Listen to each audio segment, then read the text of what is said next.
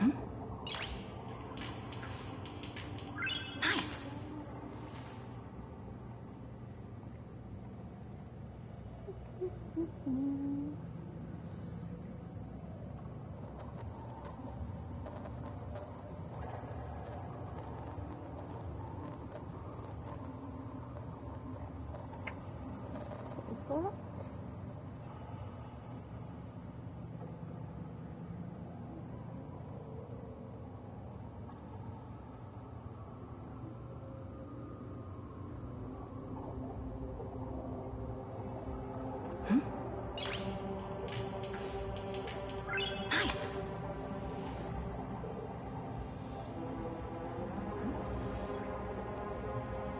Alright, there we go.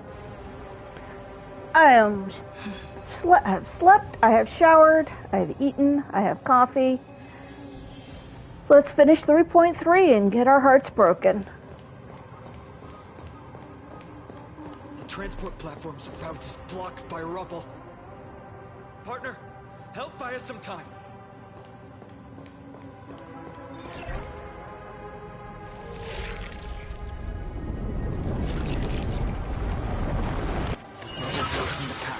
Cleared. Good job. Now we can get off the mountain. Black tide creature. At dawn cloud. Oh, the people in the city. Let's wait and see. A day of peaceful repose. Alright, baby boy.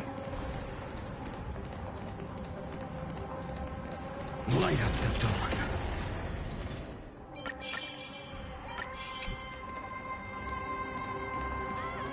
Find out where they breached the city from. Tribby, please hold on till we get back.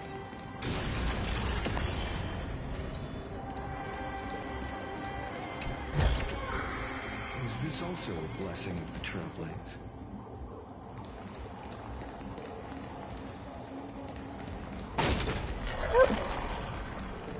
Hi.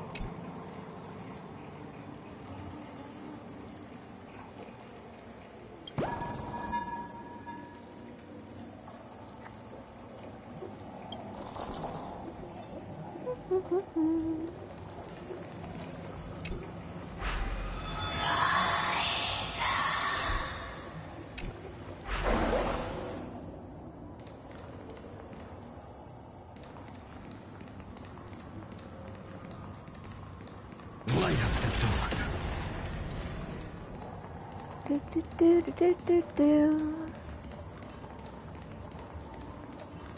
Murder, murder. Baby boy's made of murder. More enemies. It doesn't look great down there. Anyone who dares stand in our way will get a taste of Dawnmaker's edge. Oh. Shite.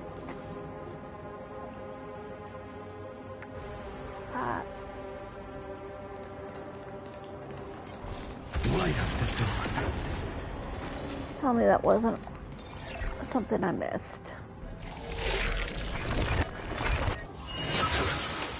Thank you for the ambrosia.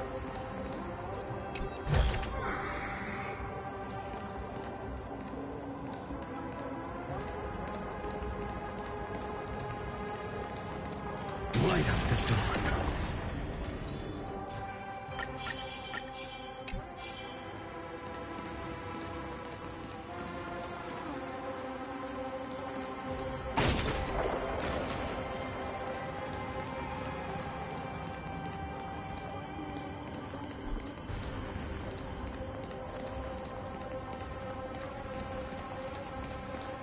Oh, hey. Are you alive? You don't seem to be responding. I've praised it all. No thanks.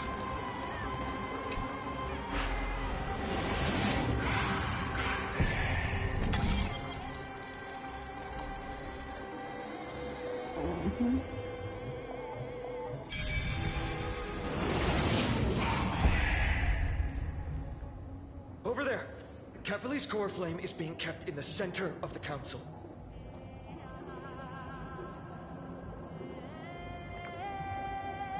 Oh, I'm sorry. Proceed. We must retrieve it and bring it back to the vortex of Genesis. You mean? Right. Worst case scenario. We need to be prepared to return Kephalli's core flame at any moment. If the end is indeed upon us, we no longer have time to investigate the truth behind the miracle. We'll have to trust that Professor Anax's hypothesis is the only option. Apologies, Agli. I promised you that I would leave the choice of Era Nova to the people of Amphorians. But I'm afraid there's no room for doubts now.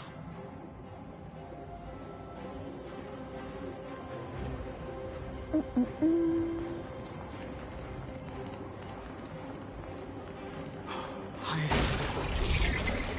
she make it? Her will to heal the world is so strong. We'll definitely sense it if she succeeded.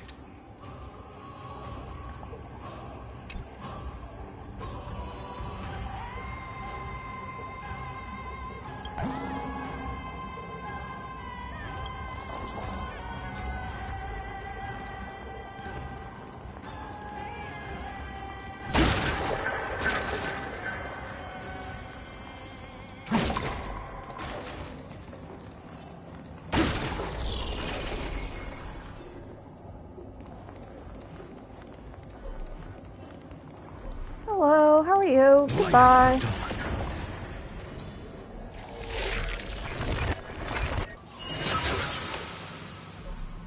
Asik.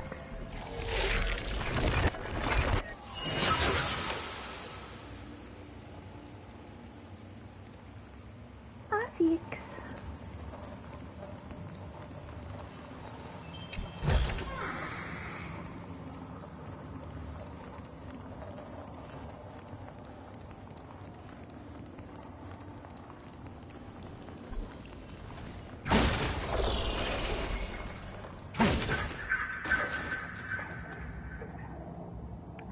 Such a weird noise.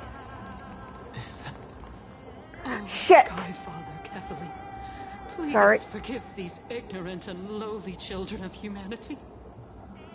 They are so utterly naive that they think of the golden-blooded heretics as deliverers. This blood-red sky and the raging flames and demons throughout the land will purge their foolishness. Kindness. Lord Deliverer, why don't you join me in praying to the benevolent Kephalli? Cast your eyes on this ravaged land. All of this, sins committed by you, blasphemous heretics.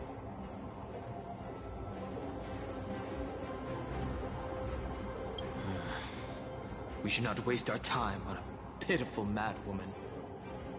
Danhang is right.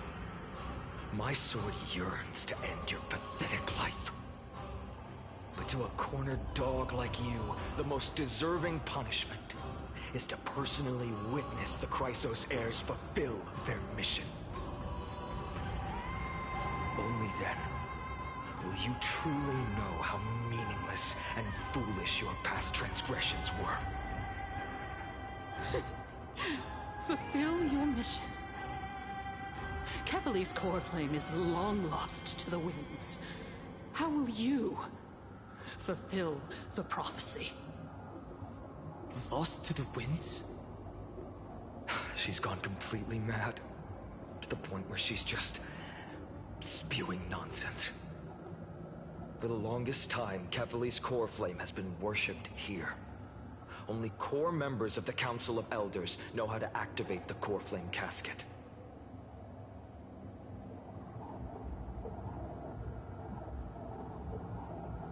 No, there's no need for such trouble. Professor Anaxa taught me more than just what was in the textbooks.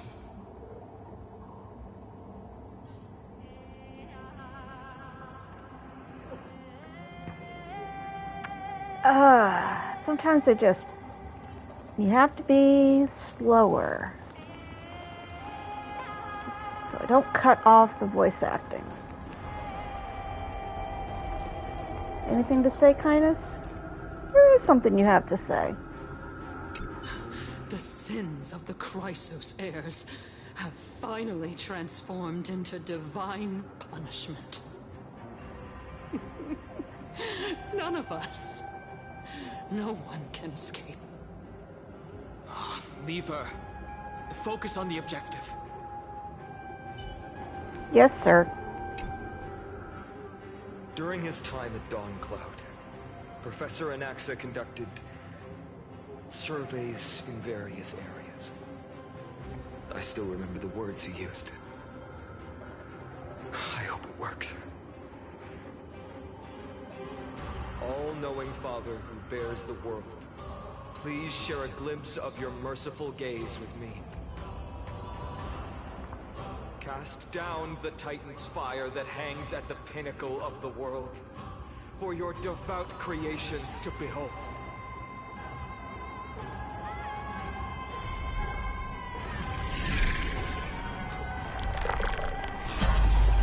It worked.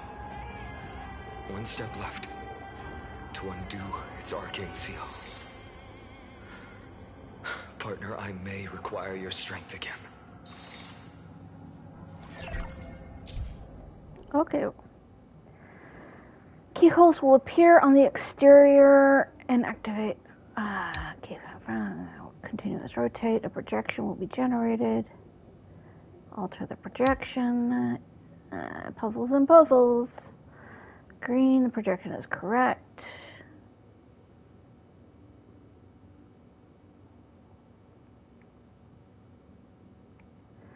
Wait, if the projection inside the keyhole is green, the projection is correct. The projection outside the keyhole is orange and is considered to be redundant when the projection and the keyhole are perfectly overlapped. Will be automatically unlocked.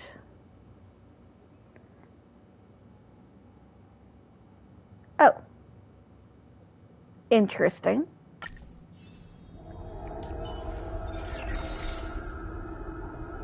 So let's see here.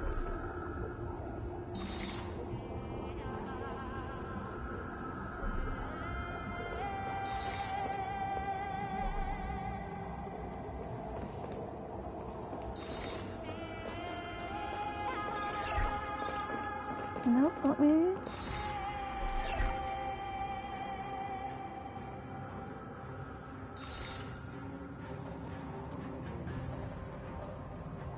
Ah. Deja vu.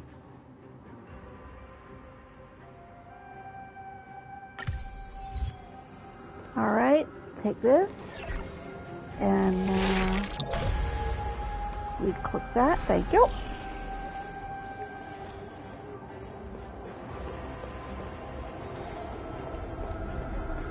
Okay, and on this side.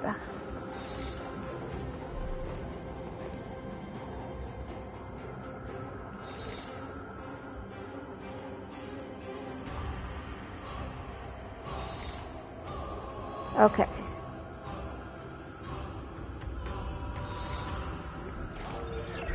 Oh, hang on. Deja vu.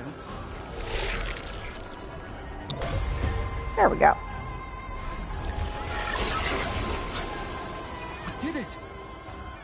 Take the core flame and let's hurry down the mountain.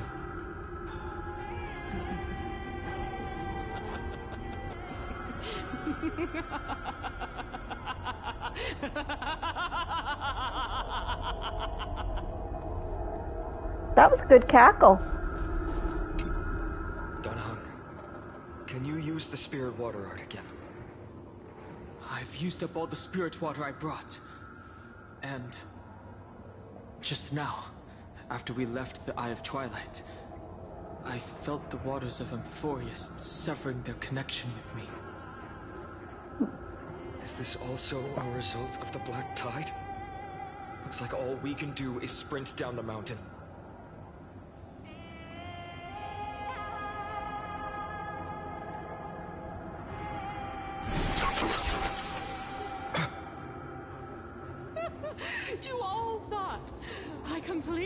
lost my mind. If the core flame was never tampered with, and has always remained here untouched, you all think I wouldn't have the power to take it away?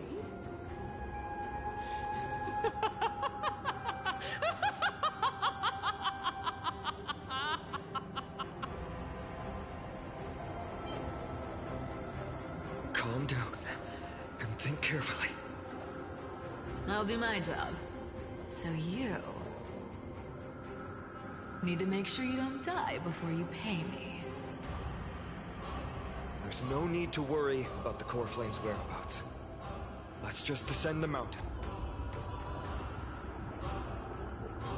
No need to worry, but... Before setting off to defeat Aquila, I entrusted Miss Cipher with the task of protecting Kefali's core flame while we were gone. By any means necessary. If the core flame isn't here, that means she must have done something to it. In other words, she fulfilled her duty using her own means. We just have to focus on getting to the vortex of Genesis, and Cipher will meet us there for sure.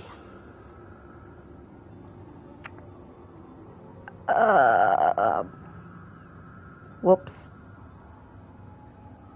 But if she wasn't successful... Friends, we have no choice other than to trust her.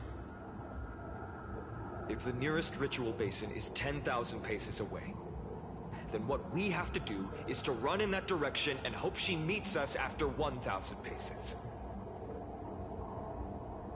If she doesn't show up, we will keep going and trust that we will see her at 2,000 paces. 3, 4, 5,000. I will keep hoping with the same resolve all the way. Until she shows up in front of us with her usual rebellious attitude. I understand. At least to this day, I don't recall any Chrysosaurs failing their mission for the Flame Chase journey.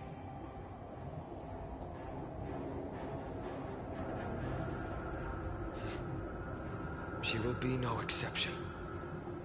But before that, we must survive and break through this siege.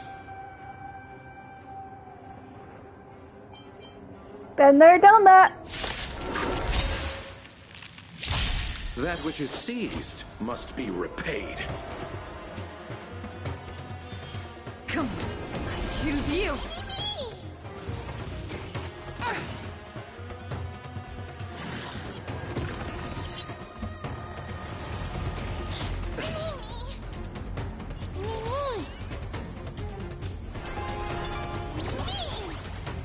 There's no other choice but to move forward. Oh, aren't you a pain in the butt being right there in the middle? Okay. Allow me to see you off. I've heard the call, loud and clear. Serenity stands clear before me. My existence is of little consequence. For the next tomorrow! Is this how it feels to be in sync? Remember that.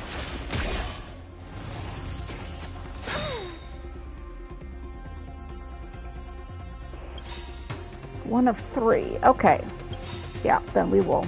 Trust me. Together, we can do anything!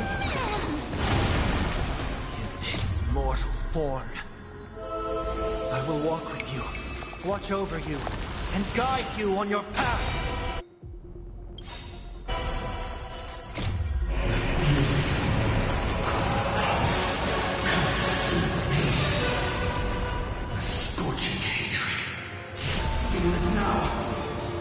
Goodbye.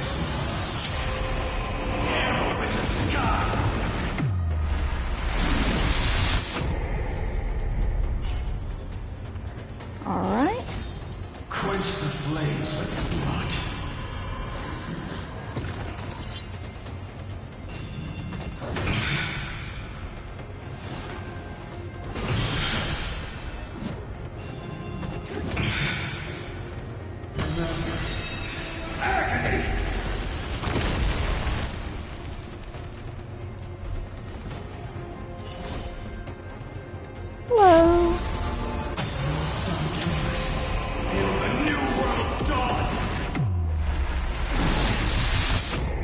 Goodbye.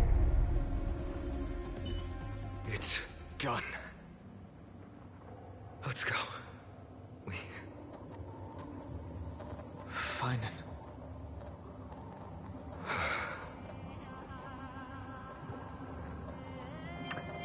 I will not shed any tears for her.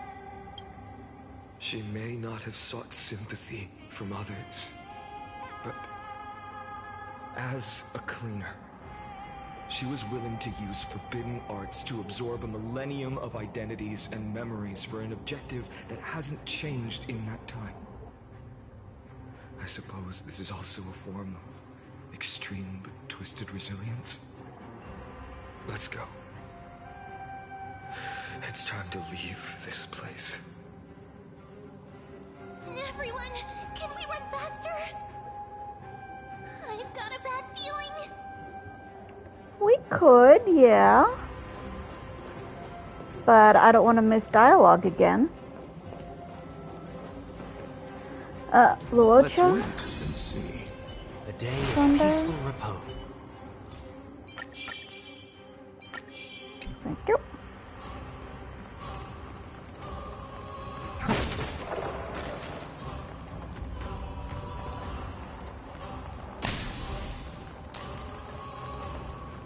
Hello? Goodbye.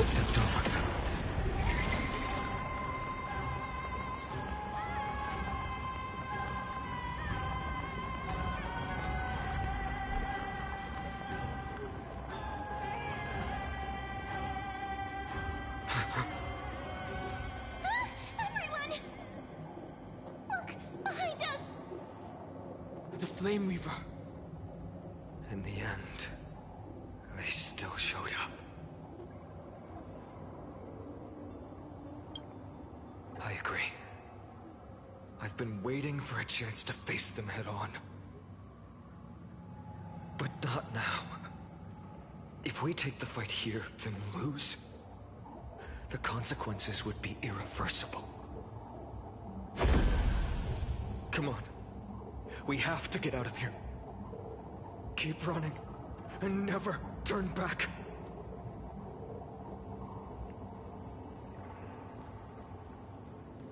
Oop, he vanished. I know, keep running, but never turn back, but sign on. Chest.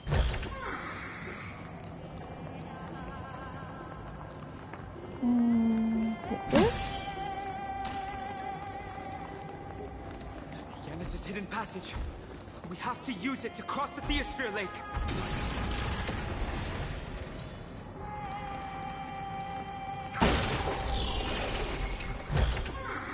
I've appraised it all. No thanks.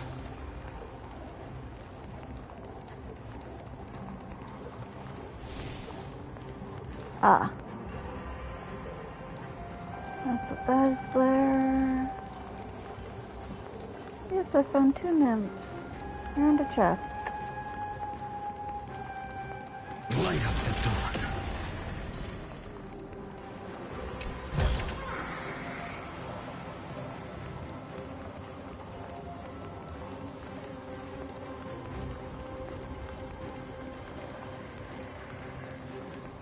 And where is it?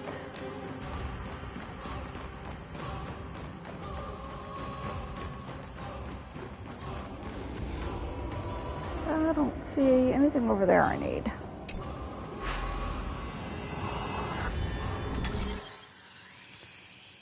Seven steps. So I need to be...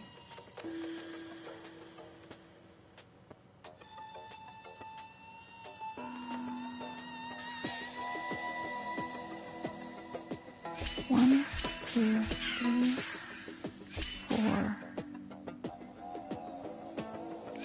5.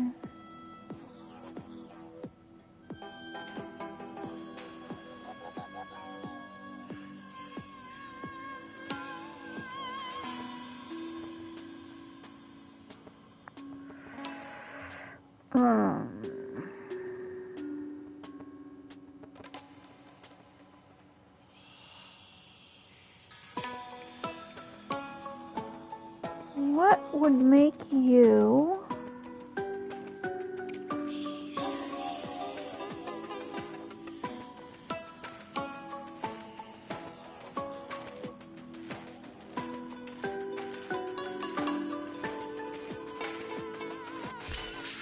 2, 3, 4, 5, 6, 7.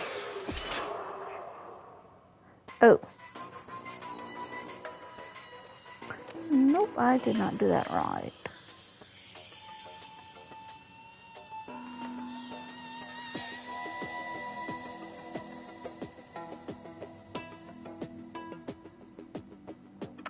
And even so,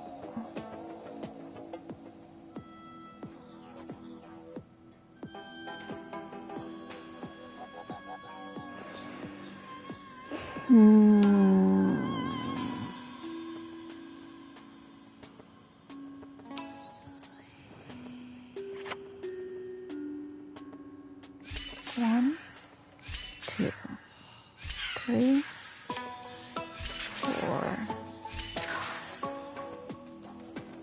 Nope.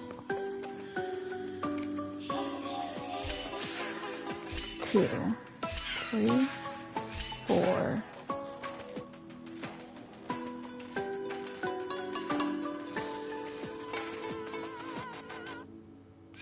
5,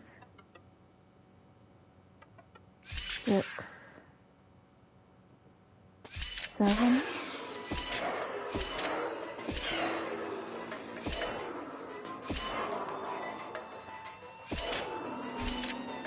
Nope.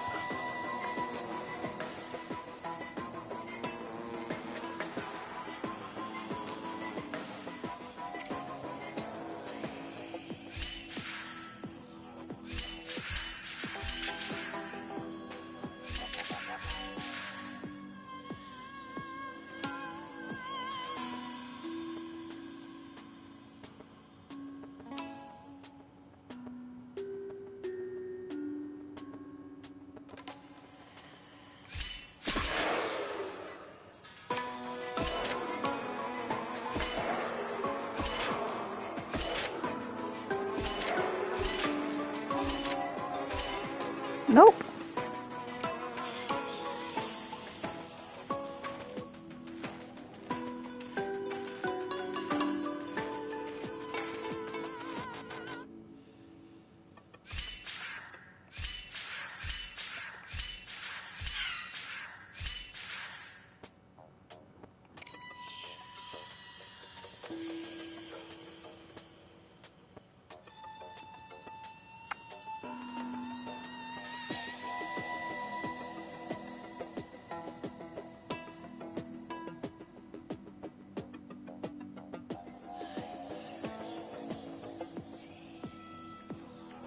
One, 2, drop.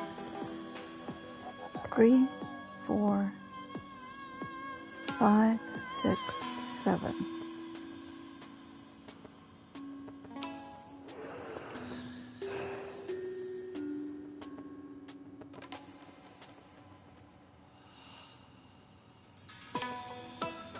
One, 2, drop. 3,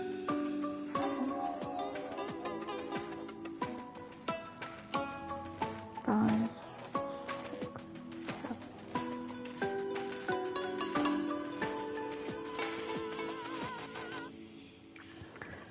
1, 2, you drop.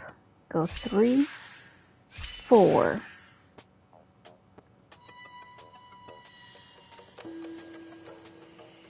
5, 6, 7.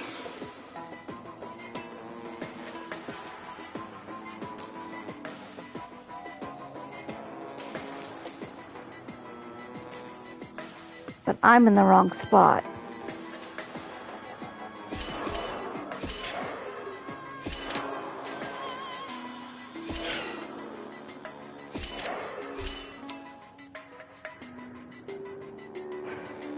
Ugh.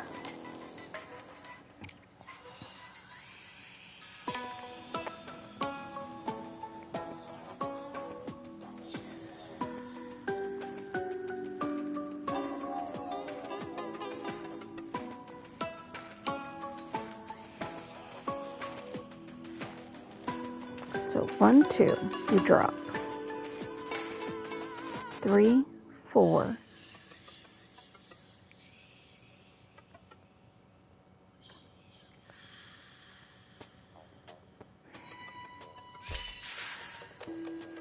2,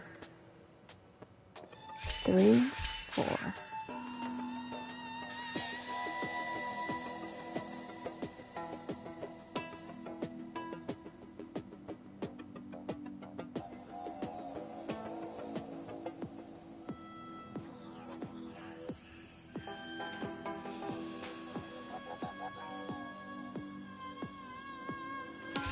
Five, 6,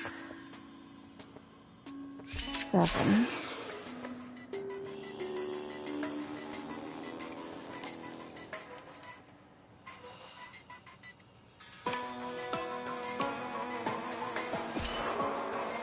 But I'm in the wrong spot, and I can't open it.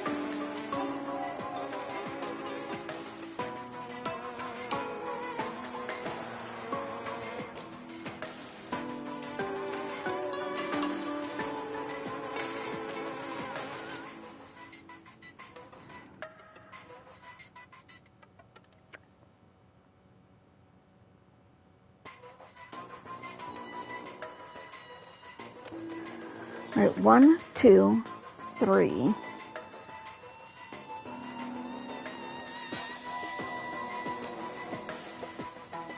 One, 2, 3, 4, 3.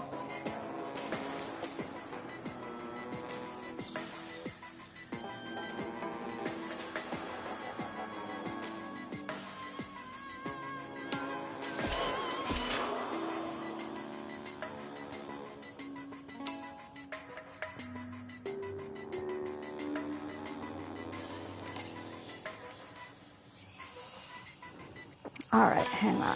This button is here for a reason. 1, drop.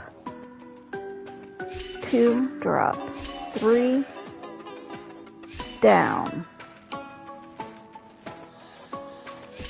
4, 5, 6, 7. But, oh, I'm in the wrong spot.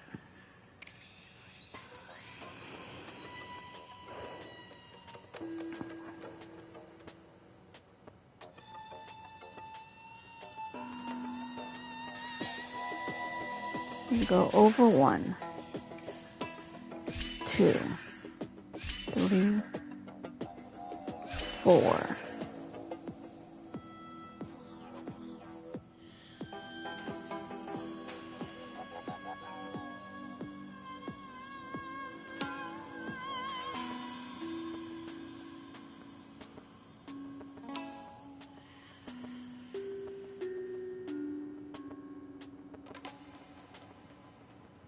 Five, 6, 7.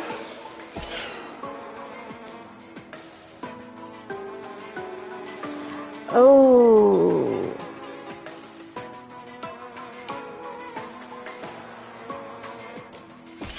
Yeah, that was not good. That was wrong. 1, 2, drop. 3, 4.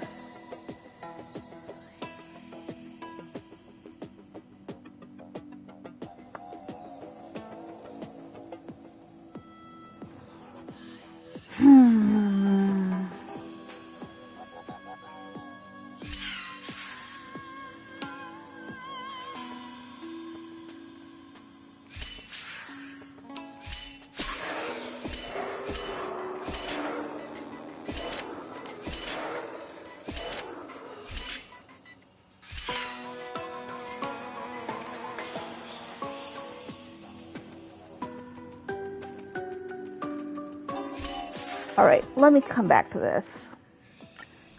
This is going to take me a while. Let me come back to this.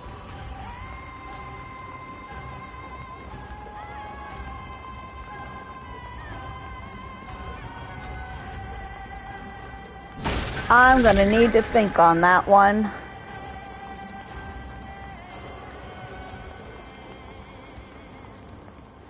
So I will do that off stream. Catch up to us sooner or later. Keep running. Don't stop.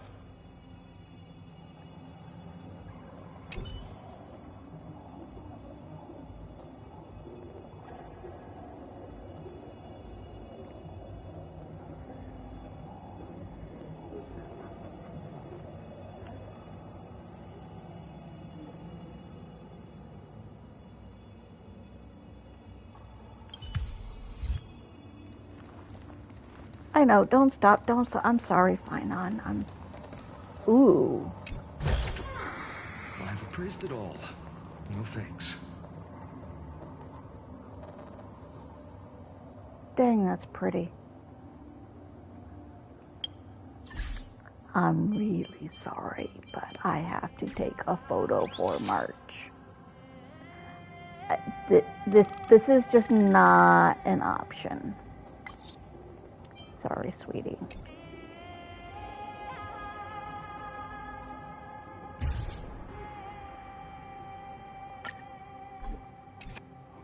See if, wait, if I can get, oh. There, just.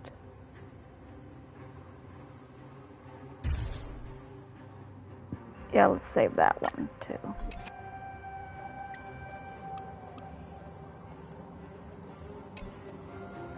Sorry, Finon. We progress.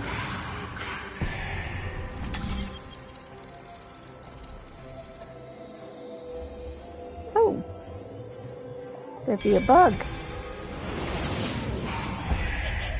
Lord Finan!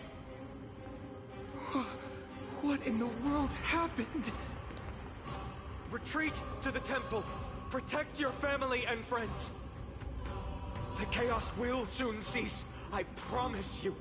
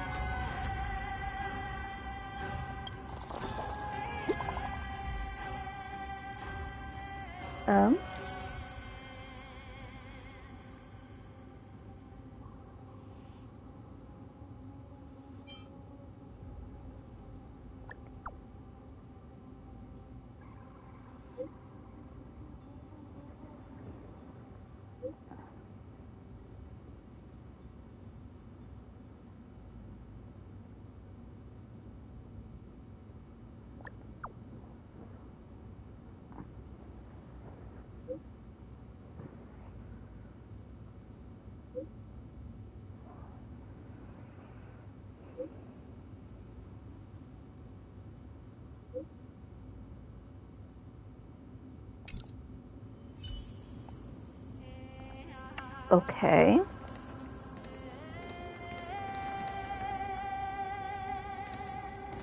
Alright, carefully in the apocalypse. Again. We take pictures for March.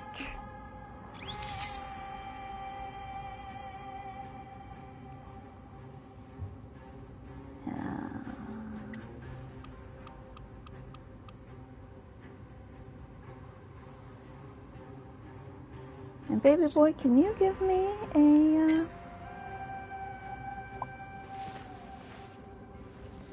no, not that one. My childhood musings, huh? So naive.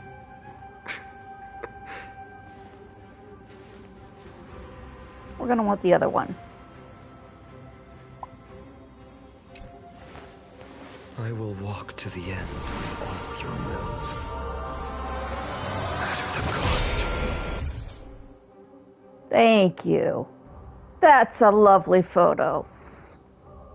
I like that one. I will turn that into a thumbnail when I finish editing this.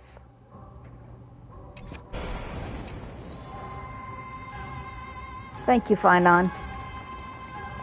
That'll be the thumbnail for this one. How did they? Dusk has descended as ordained. Clones, illusions. Nothing but cheap tricks to help you hide in the shadows. The sky has returned to its rightful place. This world must be reset.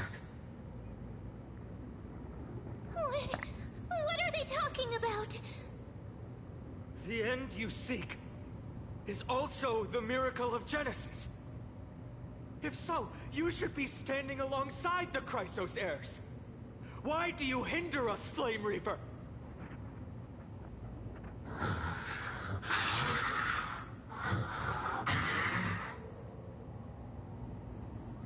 Tusk has descended as ordained.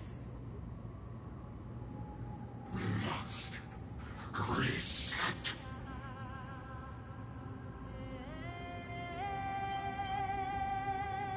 If words won't work, then we can only express our resolve with our blades.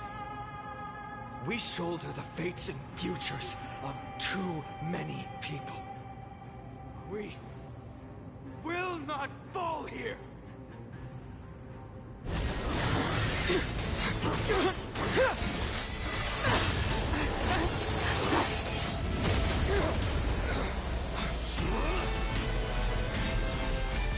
Leave this to casters and me.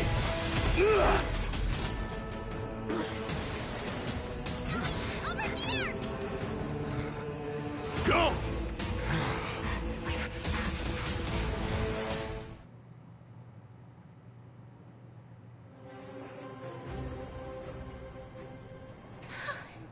That was really close. It's too early to relax. The Flame Reaver is a master in the art of deceit. Even Mighty may not be able to restrain them. I never thought I would leave him alone on the battlefield twice. But now isn't the time to be thinking about this. Tree didn't follow us. Does she intend to stay above to help Mighty? Hey, can you still run? Protect us. Sky Father, save us! Someone is calling for help. Over there! The Black Tide creatures are threatening the people. We can't just stand by and watch. Let's end this quickly.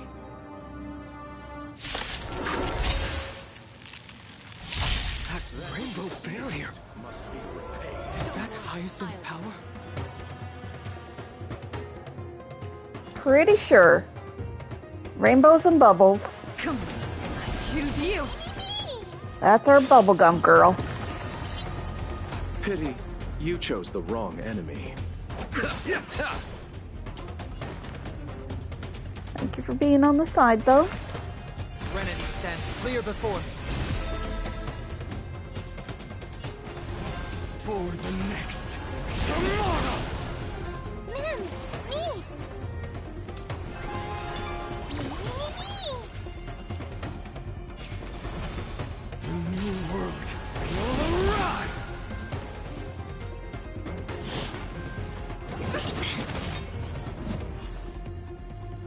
Remember that. This trial is fitting.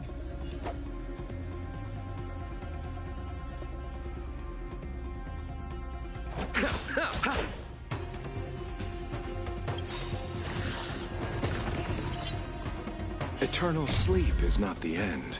The dead will return! What you seek is what you shall receive. Torment and doubt, I bid you farewell. There's no other choice but to move forward.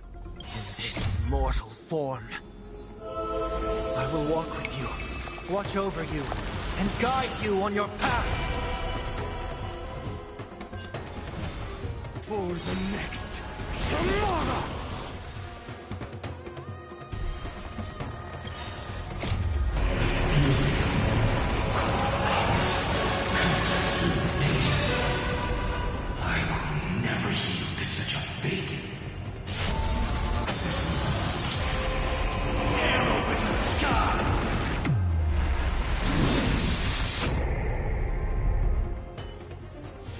Amphorius will welcome the true dawn.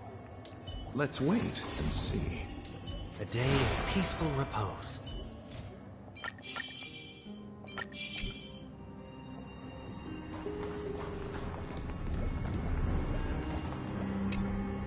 Everyone, you're all safe. For now. Thank you, Lord Finan. It is someone else who deserves your thanks. Those black-tide creatures just now couldn't breach this barrier. This energy feels familiar. Like the luminous arts that Hyacinth uses to treat people. But it is much more powerful. Looks like she did it. Yeah. Citizens! My companions and I can't stay long. Before reinforcements arrive, please do not step out of this barrier. This is a miracle left by the demigod Hyacinth. Please trust her conviction. Miss Hyacinth has also become a demigod, like Lady Aglaya. We understand. We will not leave her protection until you return, Lord Finan. I won't make empty promises. I might not be able to return in the near future. But even if there's no perfect solution, I will make a choice that fulfills this mission.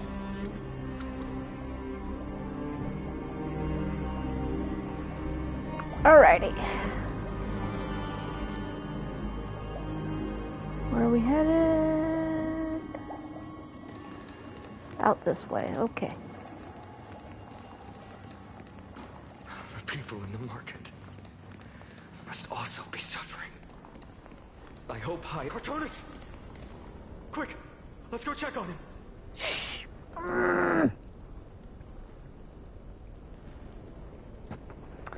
I have to slow down, stop running.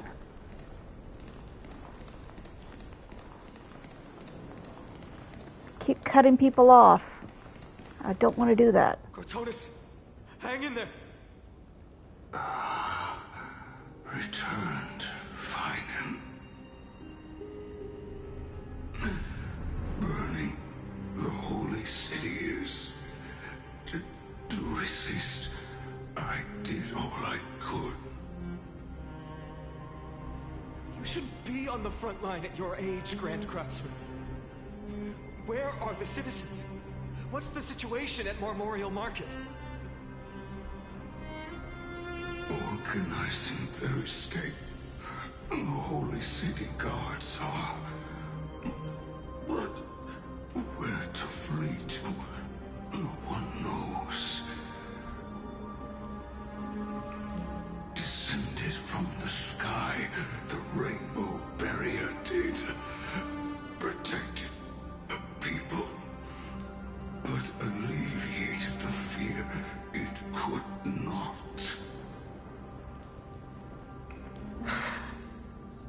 I fear this is Emphorius' end, Cartonis.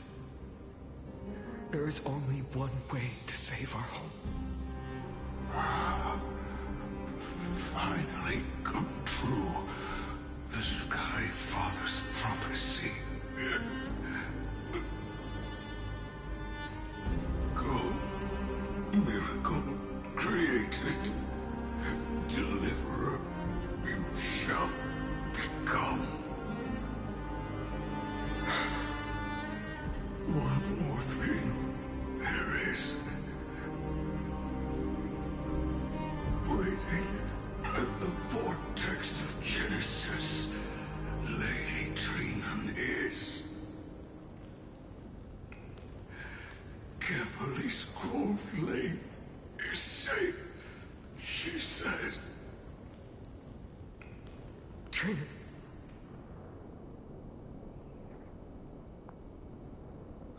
Black tide creatures. Prepare for battle! Urgent. The situation is. Leave them to me. The monsters. But... died. I should have kept me here. The power of the rainbow light did. But if destined, inescapable death is, why not leave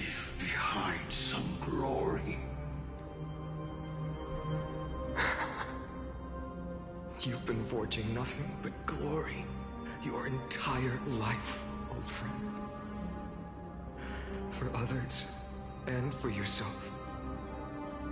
May you never see the slightest glimpse of war in the New World. Farewell, Grand Craftsman. Let us depart to the Chrysos Airspaths. For battle, these hands were not meant.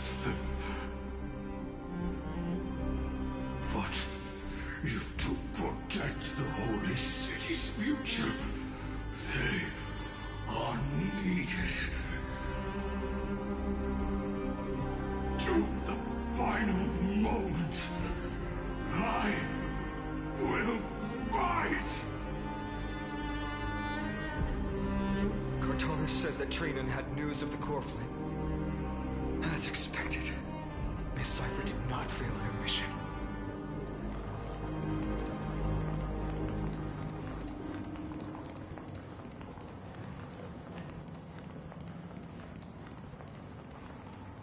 The Chrysos Airspaths. Not a soul in here. Those translucent structures are here too. These buildings... I can feel it.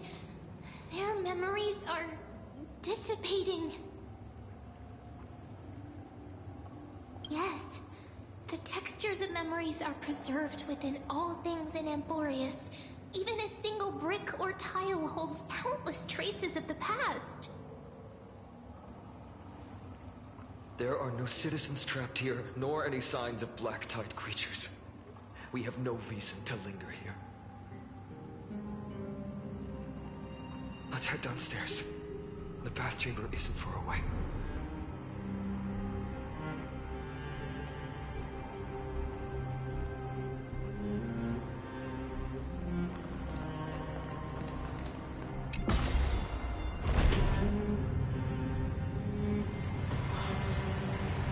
Waters are conveying sorrow and despair in ways I can barely comprehend. I'm getting a vague sense of foreboding here.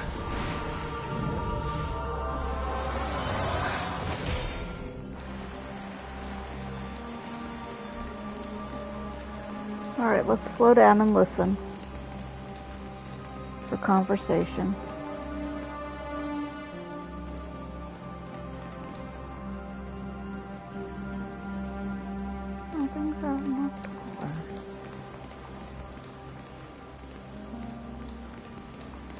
Conversation? Oh, plates.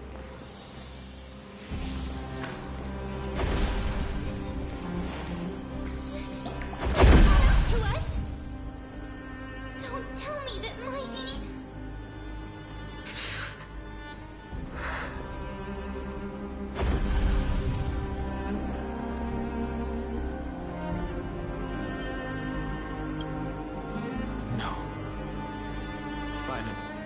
Take her to the Vortex of Genesis. I will stay here and hold them off. Dan Heng, you... Don't hesitate, Finan. You still shoulder the mission of the Aranova. We don't know if the Flame Weaver has any clones up ahead. My friend, stay close to Finan and keep him safe. Amphorians often speak of destiny. The destiny of the Trailblaze is to bind the life and death of every world to our own existence.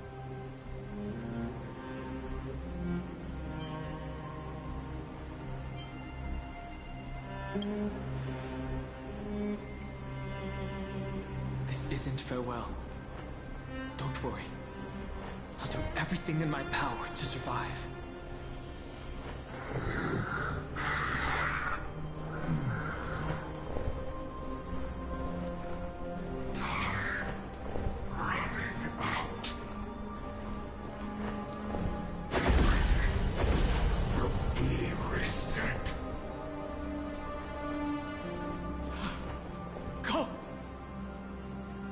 Keep your word, Dan Heng. You cannot die here.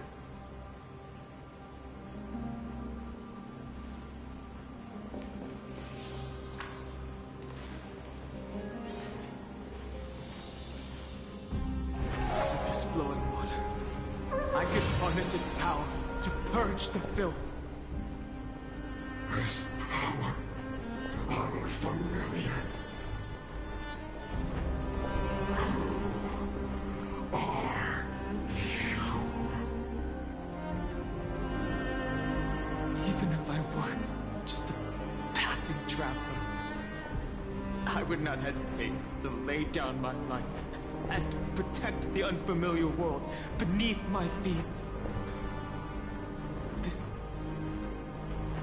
This is the destined course that a Trailblazer cannot escape. I am a nameless, and what I'm going to do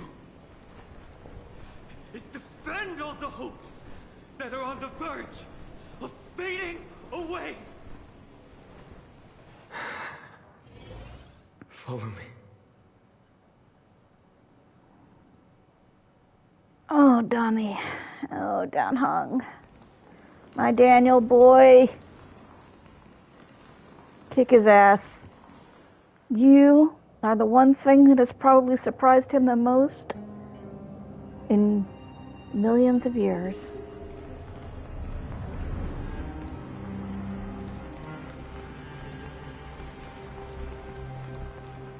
Lord Finan. Finally, you're all back. Even in such desperate times, you still managed to keep your promise to me. I am grateful beyond words. Finan, what is this? The Flame Reaver is wreaking havoc in the city, and they still have many clones. Zeph, please get someone to inform Kratos, and have him lead the most elite guards to defend the city's passages. Until I complete the core flame ritual. Please, do everything you can to rescue the citizens in the city. Understood, Lord Finan. Nemazini, several citizens are trapped in the Garden of Life, and are temporarily seeking refuge under Hyacinth's barrier. Can you dispatch someone to evacuate them? Though, I also don't know where to shelter them. Leave this to us, Lord Finan. Just focus on your own mission. All right. As for the two Trailblazers, I'll also leave them to you. My apologies, partner. I acted on my own this time. I prepared for the worst before the fight against Aquila. Even if there came a day when Akuma was taken by the Black Tide. As long as we defeated Aquila, lifting the sky's curse, you and Don Hung would at least have a chance to get home safely.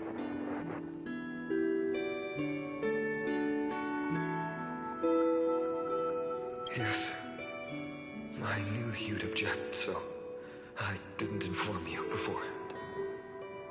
My apologies. I know this is hard to accept, but even if it means being resented for the rest of my life, I still have to be responsible for you. Friend, you and Don Hung taught me the spirit of trailblazing. The best decision I ever made in my life is when I followed my intuition and chose to trust you. Don Hung told me many stories about the adventures of the Nameless. Two of them left a deep impression on me, Bellabog and Penacony. The first story taught me that the fate of a world should be in the hands of its people. Even if the Nameless are willing to risk everything for an unfamiliar world, in the end, you still have to embark on a new journey and go to the next world that needs saving. Because that's your mission. The path you follow. In the second story, Don Hung told me about the few Nameless who sacrificed their lives for the prison world. I know very well that the two of you are willing to make the same choice for Amphorius. After hearing those stories, I made up my mind. I won't let your journey end here. Somewhere beyond the sky, where Amphorians have never reached, there are many people waiting for you to come home. The prophecy has always remained shrouded in ambiguity. Even if the 12th core flame is returned, no one knows how the Era Nova will manifest. Let alone if the miracle will extend its favor to 2 visitors from beyond the sky.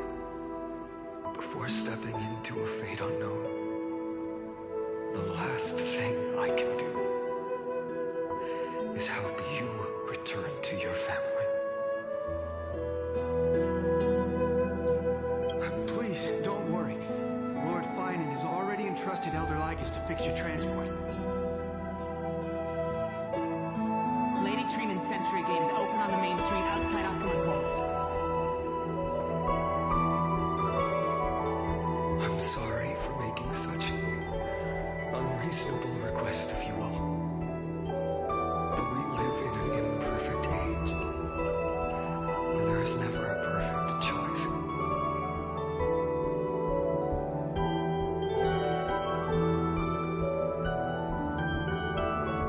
Every one of us has the right to make our own choices.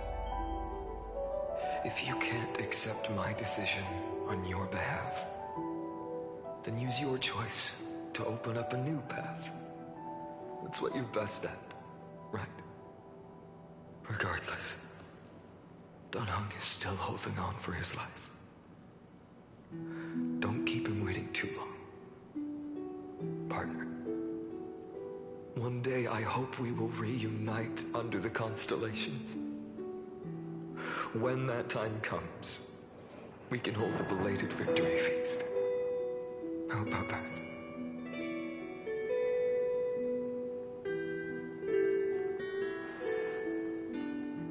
The spirit water has dried up. Blast. Why is nothing going right? Calm down. There might be another way in. The closest ritual basin, the other Chrysospheres. Snowy. Training! I thought you'd be waiting at the Vortex of Genesis. Are you alright? When Akama's night descended, all the spirit water dried up along with it. We anticipated that you'd be on edge, so we came ahead to wait for you. You've always been the ones who knew me best. Cavali's core flame. You know where it is? Yes. Little Syphie protected the core flame well. No one would be able to guess where she stashed it. Bartolos, you can come on out. I don't have to pretend to be all anymore! That was suffocating. Bartolos? What in the world?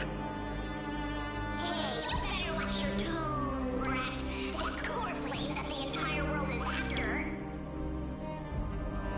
is currently nestled in the depths of my powerless tummy. This certainly was unexpected. Huh? Your reaction's too composed. It's completely different from what I was anticipating. Bartolos, Snowy still doesn't know the truth behind Akama's eternal daylight. You're right. Well, then you'd better strap in and listen up, brat. That girl Cyphera spun a grand lie that deceived all of Amphorius. She tricked all of you into believing that that giant ball on Kefali's back would cast light over Akama forever. Not just that.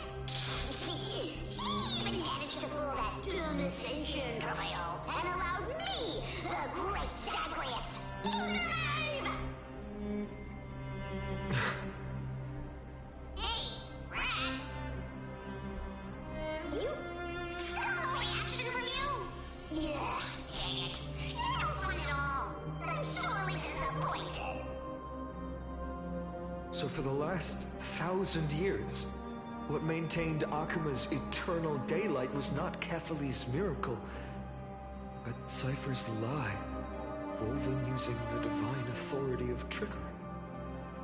But now, the lie has come undone. Which means... I didn't guess wrong! Cypher has already passed, and all her lies have scattered to the winds like ash.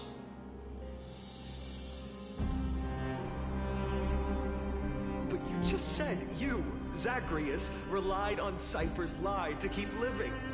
If she is already... Guess you're not as smart as I thought, Brad. Don't forget, I'm one of the 12 Titans of Emporius.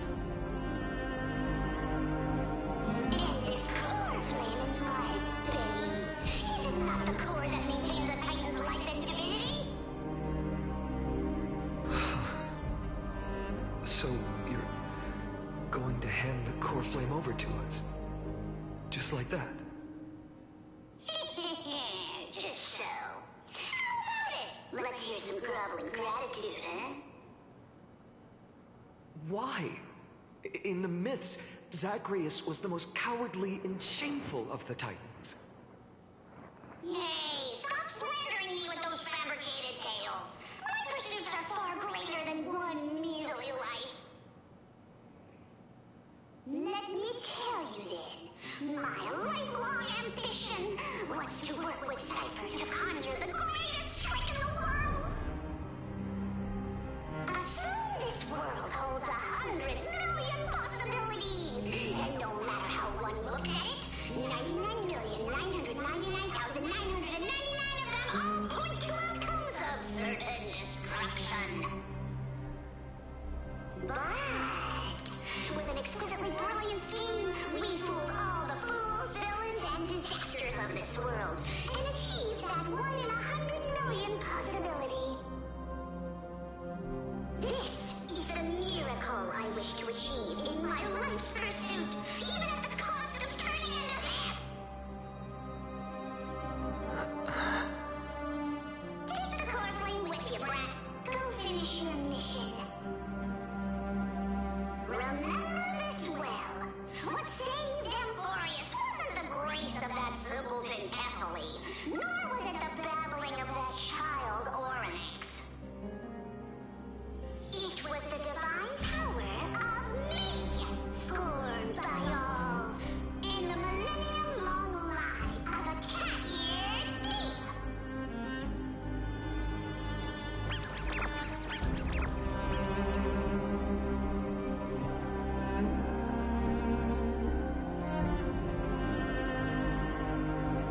Strife, death, trickery.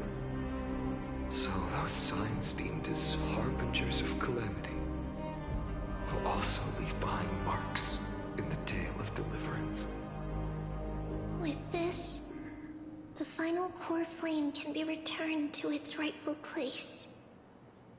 The spirit water in the holy city has all dried up.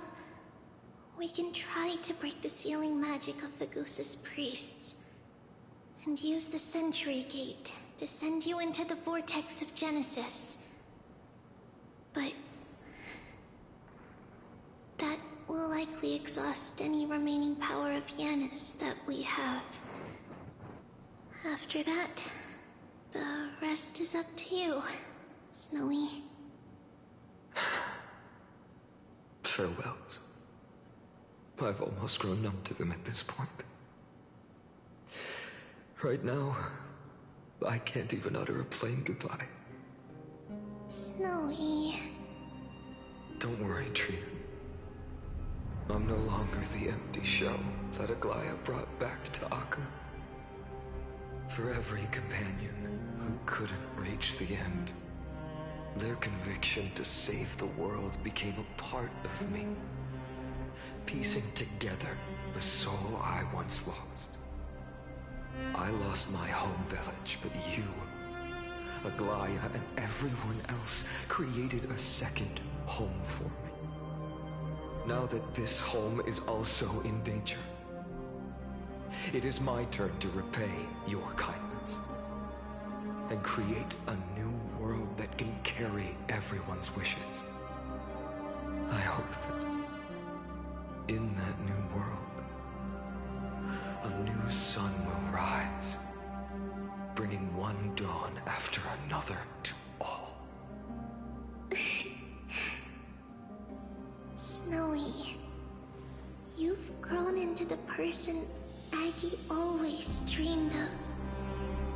Indeed, we don't need to say goodbye here. Because even without the prophecy, we have the confidence to say you will become that rising sun. And all of us will see each other again tomorrow.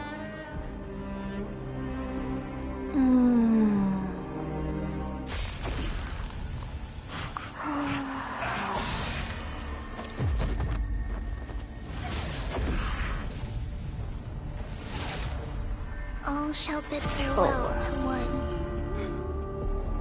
and that person alone will witness the miracle. Such is destiny. Become the dawn. Deliver.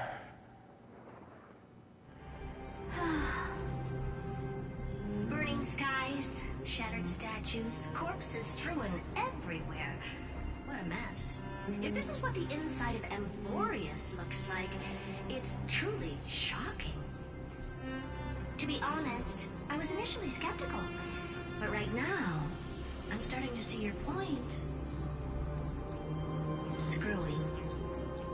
If that's the case, Herta, do you now have enough reason to believe my conjecture about the true nature of Amphorius? Let's not expand on that topic just yet. That Intellitron, Lygus, was it? He's not completely dead. That was probably a fake body. Something behind it is still defying us. I must admit, even if both of us worked together, it wouldn't be a simple task piercing through its defenses. For now, we can only observe this world as bystanders. I knew we should have brought Steven along. No wonder the Garden of Recollection wants to work with the Astral Express. Without the power of the Trailblaze, it'd be impossible to unearth this place's secrets. But in the end, the Garden emerged unscathed, and it was the Nameless who got burned. Curiosity definitely killed Aki. That big guy over there, the black ball spewing meteors, you think it's got anything to do with the Lord Ravager? Alas, without sufficient computational power in the stream projection, I am unable to analyze the path energy. Suggestion. The immediate priority now is to find the whereabouts of the two Nameless. Research priority on the destruction can be lowered. Every second counts before that Intellitron's preventative measures kick in. All right, all right. Stop making a fuss. How many times have we collaborated, and when did it ever not end in a perfect outcome? Why not add another mission objective while we're at it? The card-playing Mammal Keeper told me that the frozen Trailblazer girl might just also be trapped inside Amphorius. If time allows, I will also investigate March 7th's whereabouts. Herta, do you hear that? A wave of desperate cries from the heart of the mountain city. The lives there are undergoing intense suffering. Conclusion. The butterfly has already flapped its wings, and an impending storm closes in. The Nameless are important allies, and you and I have matters to attend to, Herta. I beseech you. In moments when a choice needs to be made, one must not be distracted due to personal interests.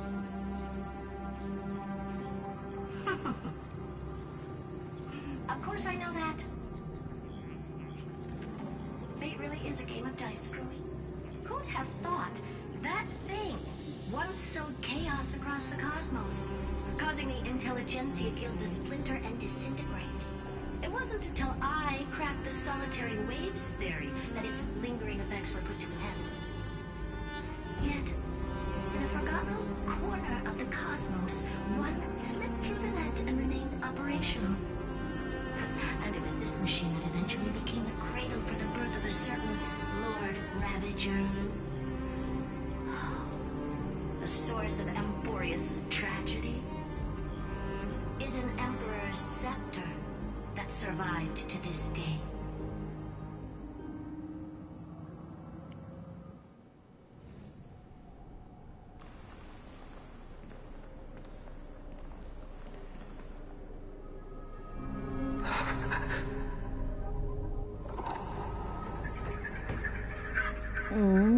This is what the world looked like originally.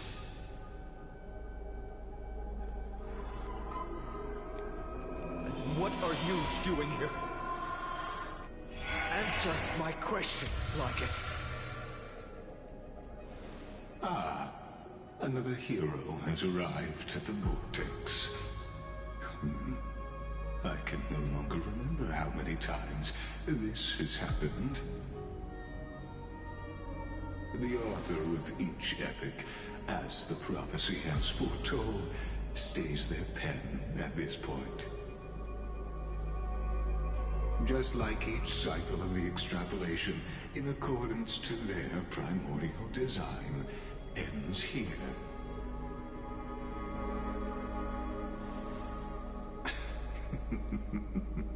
No need to panic, Lord Farnon. I stepped into this space purely for one purpose: to witness the prophecy's miracle of Genesis. You've never expressed interest in the Flame Chase journey. When my companions and I ran, bled, and sacrificed for the core flames, you never so much as lifted a finger. An indifferent observer. An anti-Catheran who's neutral till the end. Why would you suddenly express concern for the Chrysos Heir's mission?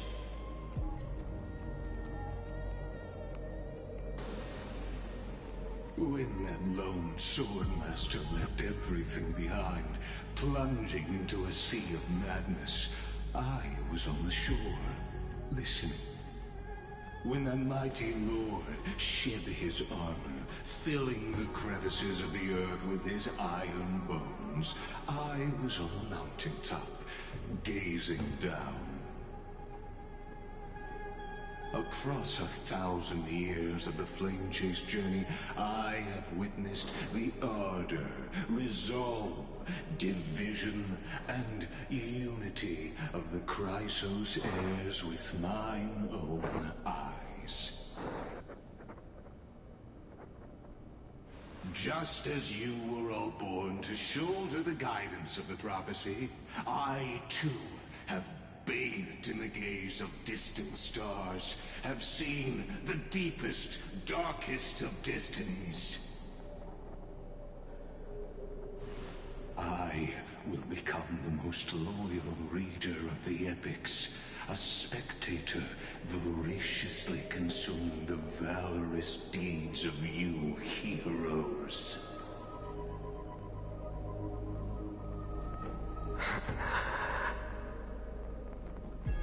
Gaze of distant stars. One day you will understand, but not now. At this moment, please disregard this observer and finish what you must, Lord Farnon.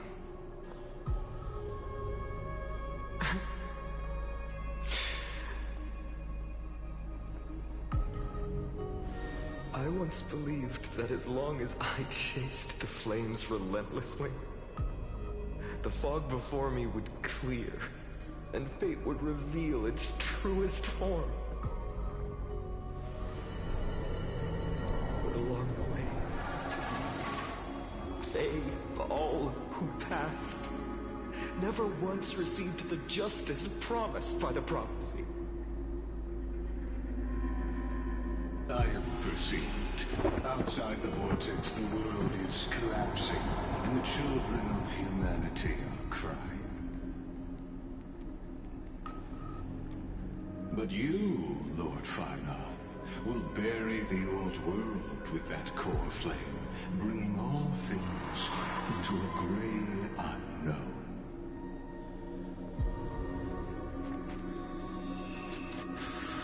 It doesn't matter. This cruel flame-chased journey has made me abandon my fantasies.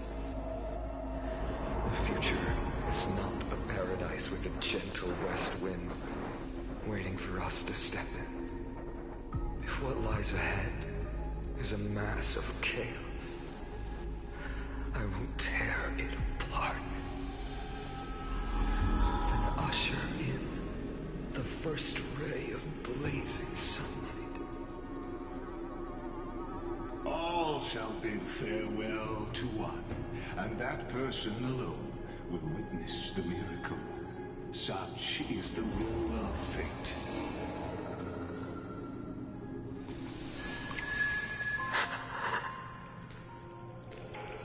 Yet this time, will an epic with endless cycles.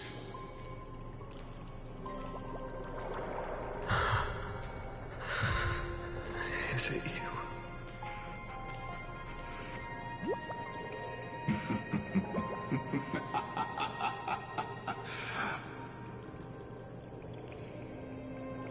Turn a new page.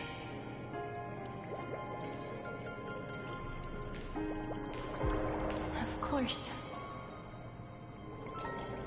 This will be a romantic story like none that has come before. You think so too, right?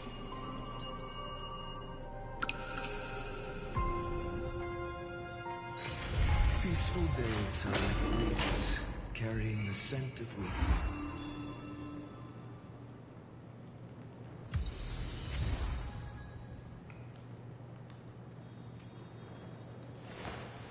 I will walk to the end of all your roads, no matter the cost.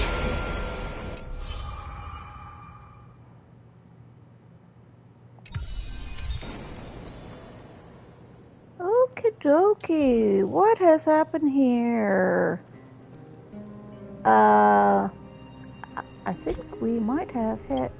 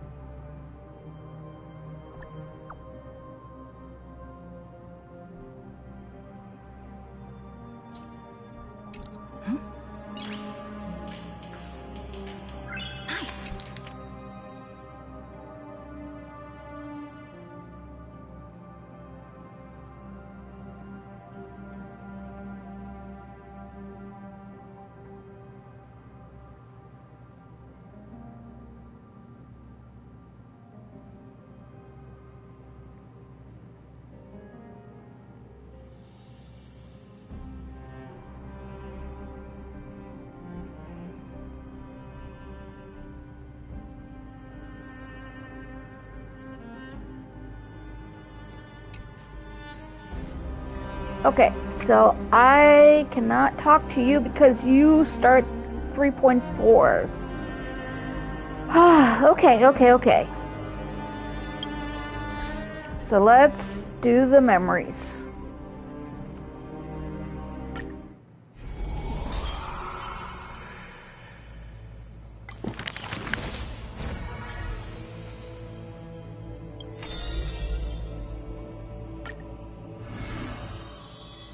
Doing the memories. And having a little bit of a good cry because damn y'all. My boy Mai died. I don't know.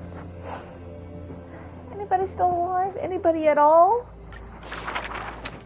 This world may contain thousands of ills, but the number of sufferers is countless, like ocean-going sails. The father and daughter who inherited the sky wander this land's paths, and throughout the cities, they heal the unwell. Heirs of the sky who once reveled in martial might, why do you now soothe the world's blistering blight? The doctor responds with a smile as he cures the injury's agony. Father, why did our ancestors revel in warlike might? Because they only have a sorrowful past of lamenting wails. Then why are we here? Soothing the blight? Because we have a future that needs protection still. The priest who parts dusk from dawn, collapsed the sky and sealed her wings, and dwells in a place where time itself mends, bearing the promise to return to the Zenith Supreme. This is the Twilight Courtyard's story. And the father tells his daughter the tale of their line, next to the bonfire, lit in the wilderness where winds pine. Though he had told the story many times before, a light in the girl's eyes still shines. Maybe I will return to the sky one day. Or maybe that is not to be your fate. The blessings of the sky were passed down through generations of their heirs. The brawn of the Titan who molded stars granted a boon fitting and fair. Perhaps the girl with heroic blood in her veins will be accompanied by thunderbolts and the sun's merciless glare. Childishly, she recited the words, "Oh sky, heed my wishes." And thunder and heat did not descend. She only saw a sliver of gentle warm flare, wiping away mortal exhaustion and others' tired airs. What a gentle blessing! All said that she must be a savior saint, bringing light to the land, even if faint. But where the girl's eyes often gazed was the wine-dark sky, gloomy and bleak. The god is also sick. That grand longing to save the world may be no more than the girl's feeble dream. But her father treated it as his greatest treasure, and taught her all the ways of potions and creams. That girl therefore always accompanied the gentle master of healing and repair. And she brought glowing faint light to the night, dispelling pains and mending the world's pitchy plight. Father and daughter often rested in the silent courtyard under the giant tree. Yet today, at that place, only one solitary figure can be seen. On that night, the healer spoke to a visitor throughout the night. On that morning, he bid farewell to his daughter for the first time. He will heal the ill at a faraway place, where the end of days approaches, and no family of his should follow.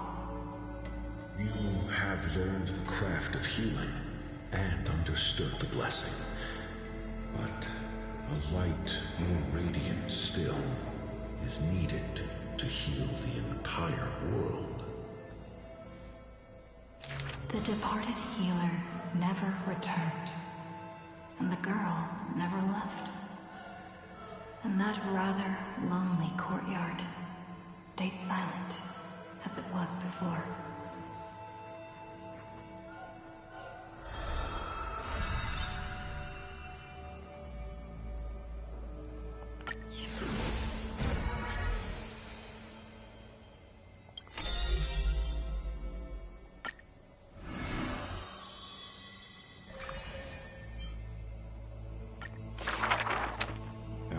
swords here. Only farming tools. Facing the ambitious boy, the shopkeeper kindly explained. Even a rake would do. Let its worth be judged by the verses I compose with it. Many days later, the wounded child stood upon the scorched earth, and silently he buried the ruined tool. For that was his first sword. And on the day that the Black Tide came, he broke the shackles of fate with that weapon true. Let go of my beard, you white-haired rascal! No! Fine! You win, okay? That was the first victory claimed by the boy. A victory often mentioned in later years, and yet he never treated it with shame. I understood something, thanks to his beard. The others hold their breath, waiting for his thoughts. But he only gives out one response. The victor must stay focused, and success will come when you work on nothing else. Those words became the foundation of his existence. Knowledge is also a power used to smite. While studying at the Grove of Epiphany, he etched this into his heart. So he devoured thousands of books, skimming through to glean the martial powers of might. But unenlightened wisdom is merely dust. And when the next calamity approaches, all he recalled is flight. Thus, his books are always worn into shreds, for each book was read endlessly, till he remembered every detail slight. When first arriving at the Holy City, he was no more skilled than a soldier, except his ambition. Even the deliverer from the sky must have their beginnings in the soil of the nations. The elders in the Holy City scorned, casting him into barracks in derision.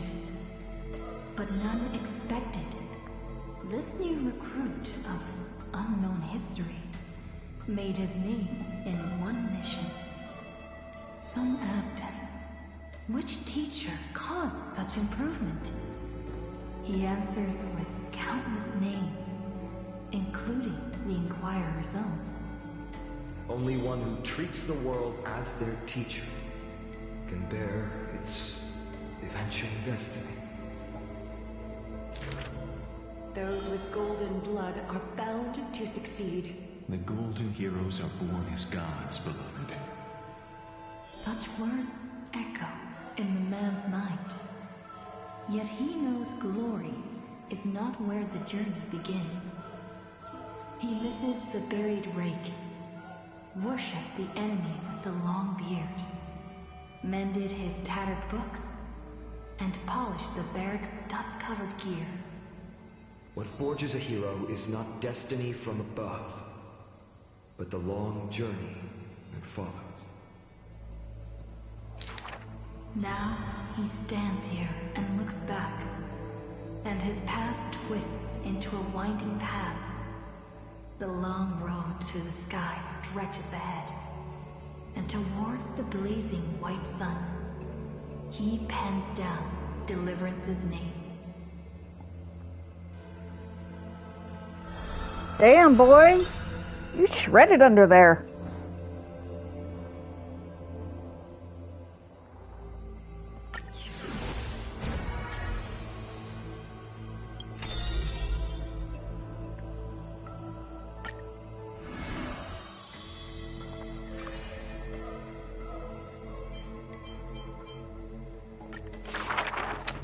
She can see the most delicate colors, the most distant contours. She can see the most secret desires, and through the most perfect liars. But being able to see everything is the same as seeing nothing. Countless mirages and cacophony, surround her with stimuli plenty, casting her into another kind of blindness overwhelming. So she soaks herself in the bath, and lets her golden thread go beyond the palace. When the water drops on the thread vibrate and shiver, she closes her eyes and listens to the echoes silently. She hears how a mother's feet were wounded for treading over too many stones, and is soaking her feet in the hot water bath. She hears children playing next to the pools, and someone is saying loudly, I heard that the Golden Goddess also likes to visit the baths. She is used to bathing alone. At the start of the hours of lucid or parting, her golden hair spread in the water like a throne, like the scattered golden threads, wrapping her again in a cocoon. Giannis's holy maiden silently walks over, scooping up water to wash the weaver's hair, as if cleansing the bough of a laurel tree. That is when the one who sees the core flame finally knows that there's no difference between a demigod and a true deity. The golden blood that can congeal through divinity only in this heavy heat can temporarily flow, and let this golden butterfly feel a fleeting warmth, just as she had once touched her own face. Falls the final tear her eyes will ever produce. Teacher, I had a dream, she recounts, like a young girl on a whim. The sound of the water repels all disruptions in speech. Such peaceful rest, such sweet dreams. She dreamed of how she was a naive noble girl, ignorant of the world. She dreamed of the countless nights when she worked, in the courtyards she weaved. She dreamed of being before the vine-covered temple, where the wind blew by in a violent stream. Lastly, she dreamed of the prophecy that she heeded, how the ancient sound came through the 1,000 waves and could not be heard clearly in her dream.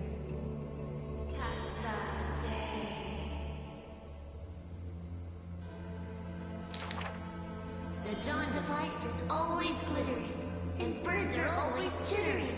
The children of Akama like these kinds of songs. Why not trust in the promise of an era Chrysia unending, like how children believe in fairy tales passed down unceasing? But will the dawn device truly shine forever? Will the voices of songbirds not one day turn hoarse? In the golden bath in times gone by, she pierced her eyes, for she saw the all-too-dazzling future of everyone. That future was nothing compared to false promises.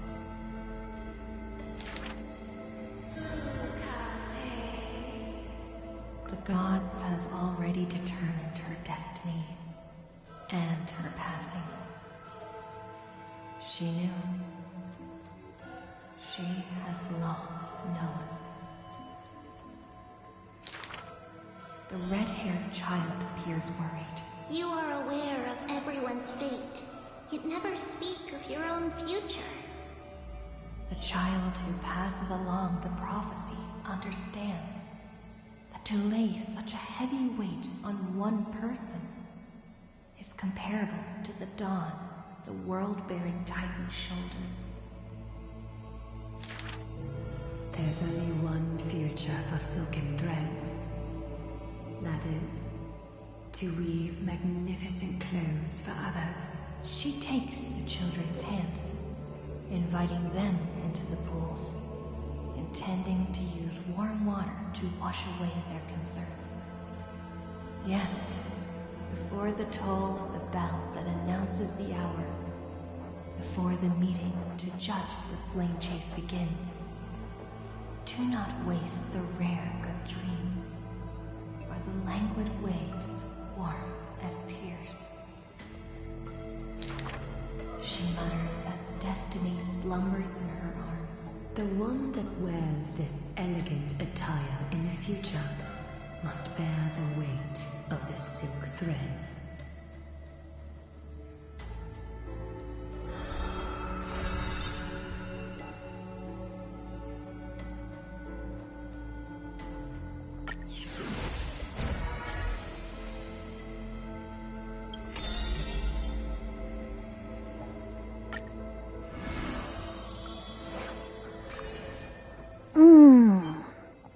And I bet the moment we finish this, we're going to get a whole new batch set out. But I think I will, once I'm done with this, we'll cut the stream short and just have this be 3.3. I'll take a short break and move into 3.4. And cry a lot. In Dolus' suburbs, in a tiny weaving workshop, the silk-weaving old woman busies herself within, as her smart child wanders outside on a whim. The silk pours from the loom, some bright as the dawn, some dark as the night. The woman had lived her whole life in poverty, yet through her business, she never deceives. Good child, listen to me. Never lie and speak deceit, for people like you only do to honesty. The girl smiles and nods, but her heart is drawn to the boundless desires of the bustling streets. And the grandmother is unaware that her handmade white dress has been stained by the mud of conceit. Madam, what is a bundle of white silk's price? Sir, only 2,000 balance coins. An honest price tag can only meager profit obtain. If we keep selling cloth like this, we'll stay poor for the rest of our lives. The girl complains to her grandmother, while sprouting countless plots and petty tricks. The woman smiles and does not reply, only weaving with night-shaded silk a suave hooded robe for her little spark. Why don't you take some of our goods and go into the city tomorrow to try out those pranks? The mesmerizing moneyed charm of Dolus City turns minds and tongues into a whirlwind of confusion. Even the girl who prided herself on sharp ears and a clever tongue could not contend with the myriad shifting face before her. She returns penniless and furiously seized. I vow to the god of thieves that I will eventually empty those people's pockets. Smiling, her grandmother stops her silk work and offers some dinner with humble dish. Silly child, don't let Titans hear such vows and promises. Yet, when the moon rises, a magnificent pin graces the old lady's pale locks. The girl smiles at the old woman, now stunned in shock. I actually did return with some cash. The brilliance adorning her white hair drew all eyes, and its proud original owner arrived to stake their claim. The bet that the girl won with a brilliant trick is described as a thief's loot through lying schemes. The old woman in her panic shouldered the blame, confirming a sin that was but a fabrication. By Dolus' laws, we must also execute all her family! To protect the girl, the old woman reveals the final secret unseen. She's not my family, but just an orphan picked from the street on a whim. People thought this to be a lie, but the girl knows that her grandmother cannot deceive, just like how she always glossed over questions about parents and kin. Your parents went to a city-state far away. The girl never bothered to unravel the threadbare lie. Stop right there, you thief! Run. Run as fast as you can. Cyphera.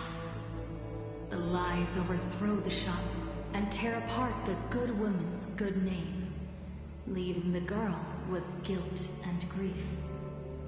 The hearth of her home was a lie, doused by another conceit.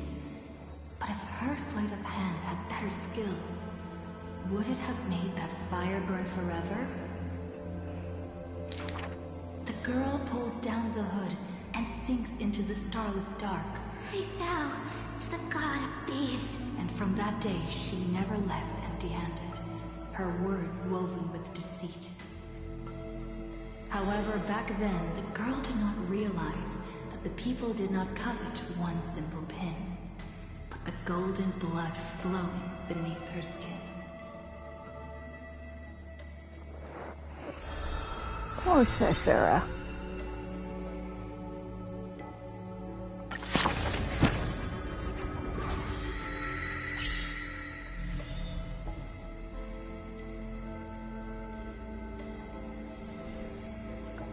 And we've got a Goliath all the way. Almost there with Treeby and Mighty.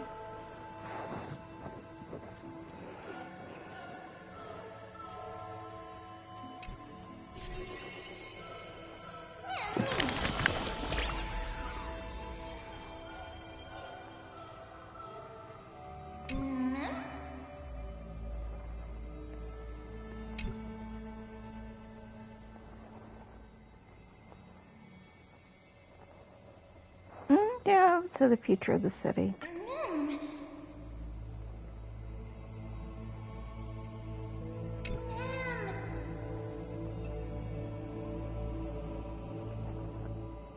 Yeah, kinda does. Starts out kinda fun, then the tragedy ramps up. It's still not over, you galley.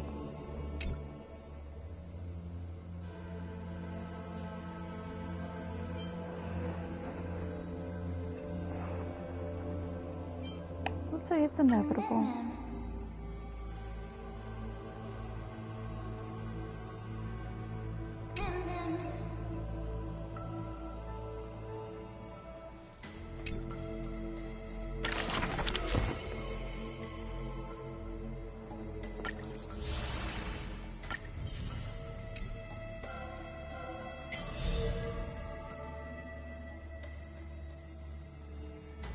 Yeah, the final floor. What have you got? Drop that strand in. Yep. Ooh! We got a bunch.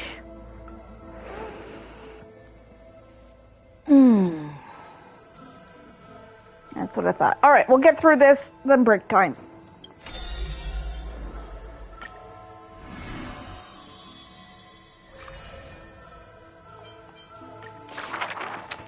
A good student who often did stupid things. Was the assessment from the Letopchist sage. An excellent healer who fails at all scholarly means. Was the assessment from the Noticed sage. A shining child who also burns away her own life's rays. Was the assessment from the Erythrokeramist sage. A fool who was always wreathed in smiles, while drowning in a weighty and pitiful dream. Was the assessment from the Neusporist sage.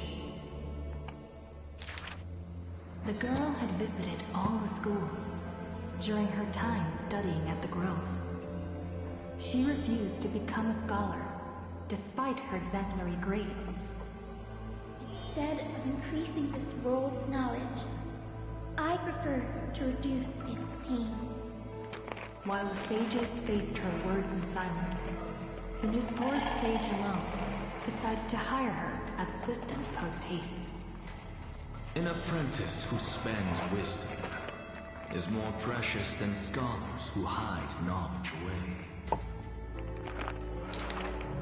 The faded Twilight Courtyard, long eroded by time, now shelters a girl, the sole heir of her lineage. Loneliness accompanied her days, till the sage of the Caprists visited her and brought her a chromatic pony with a grin. It may be the eye of Twilight's creation in times gone by, for it shines with the sky's rainbow hues within. Could it be the warlike winged beast of her father's tales? But the sleepy, dreary-eyed pony before her was soft as freshest plucked cotton. The girl still took this gift, for from the little creature, she smelled the scent of clouds distant. If it weren't for her, I would have suffered more accusations. The Newsporism sage says in admission, the scholar is coming to deliver arguments and reproach, often stopped before the door, not coming to fruition. For the girl before the door soothed their blazing anger, like the soft clouds, gentleness in cumulation. Do you know what sacrileges he has committed? The girl muddles her answers, yet her heart knows in full admission. Like you and me, he too wishes to heal all of this world's afflictions. The girl treated ailments for many years in the grove, composing her medical treatises into tomes. When scholars seek medical help, she realizes with a startle that kindness too can grow into its own bloom. By that time, the twilight already lost their eyes, and the world drowns in evernight, while the girl and the healer again traverse the world in gloom. Seeing the golden thread and ivy in the night, though it has been long since she recalled her past, she once again thinks of her childhood dream. Should the sun be dimmed by destiny's decree, then the dawn that heals the world I shall replace.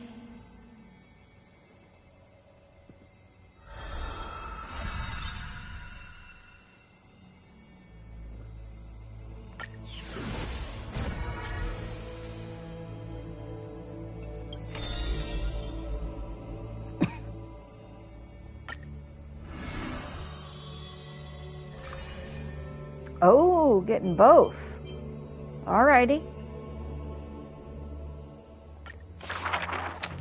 On the day that the grove fell, he accepted his defeat and demise, as if embracing truth and heresy.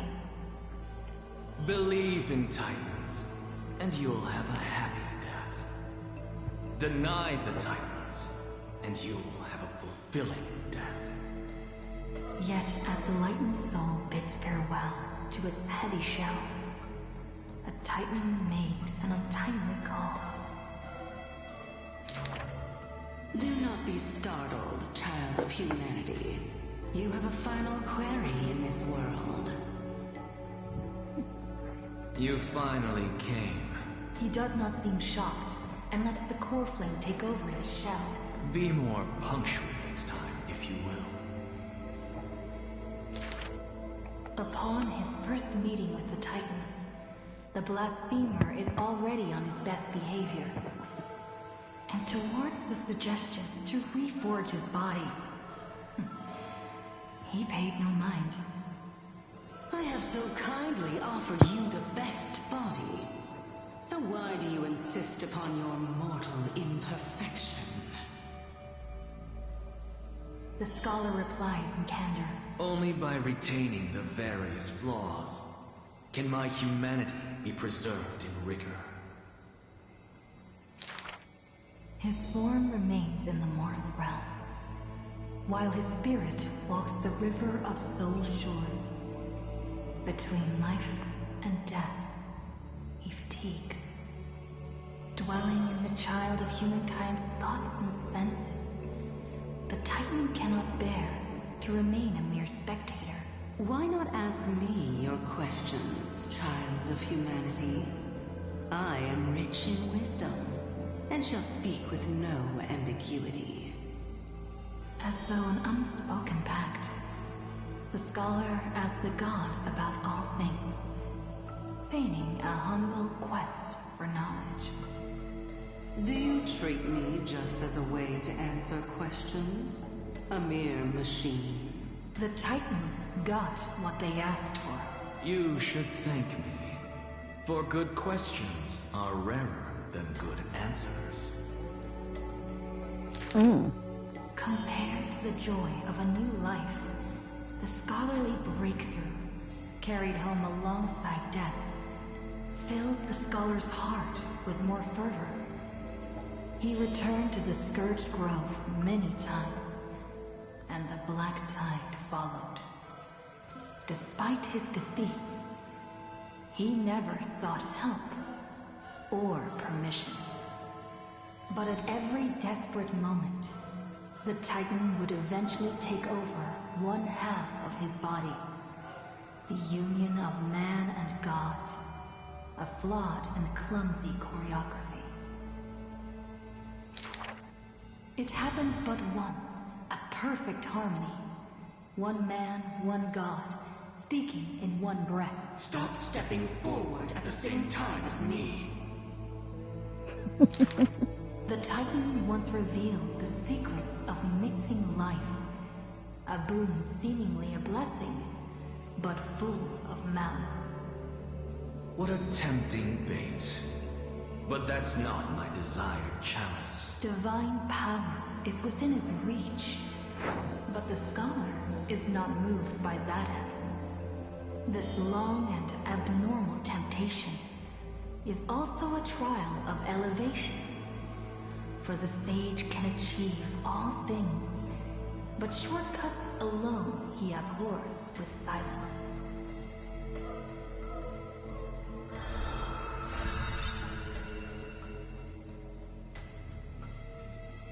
Anazagras, following directly behind Aglaya and completing his saga. You two.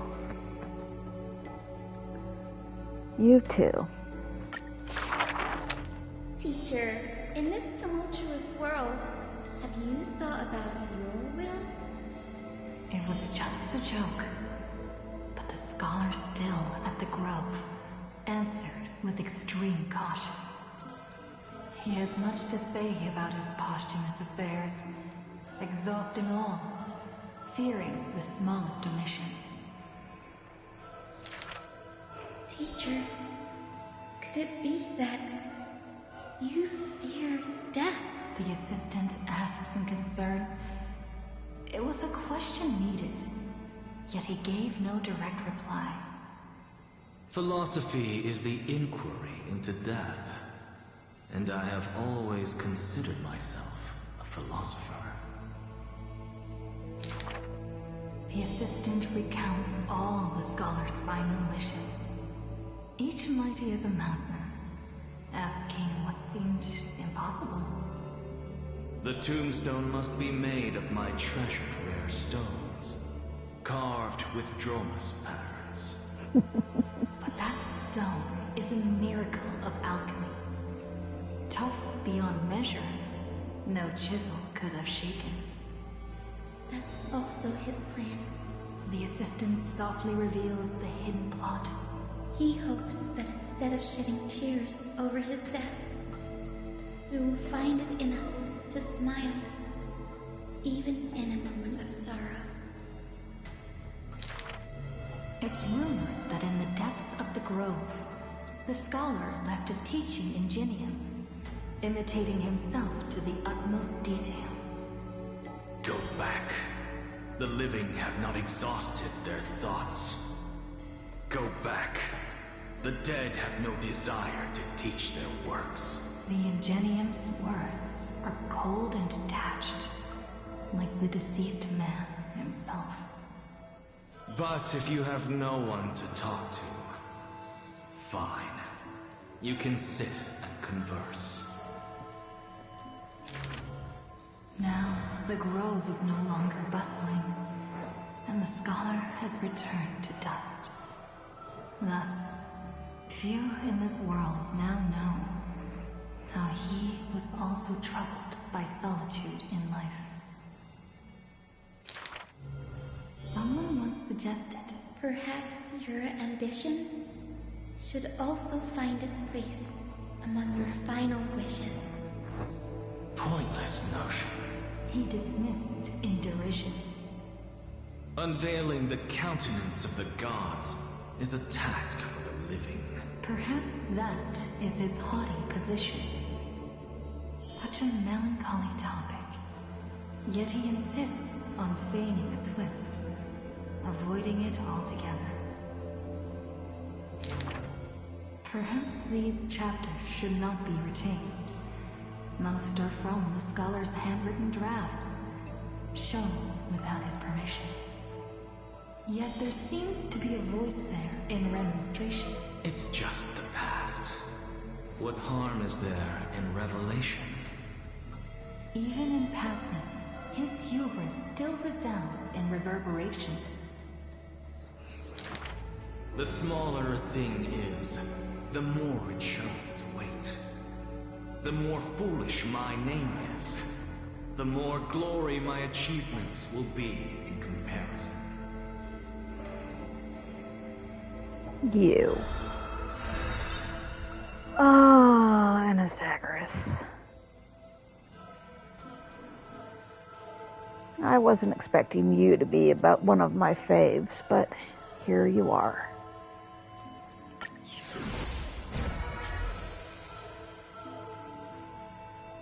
Next.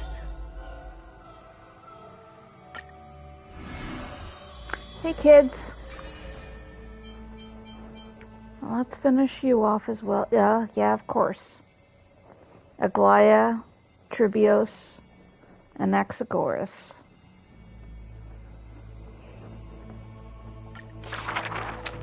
The solemn council is still filled with clamor.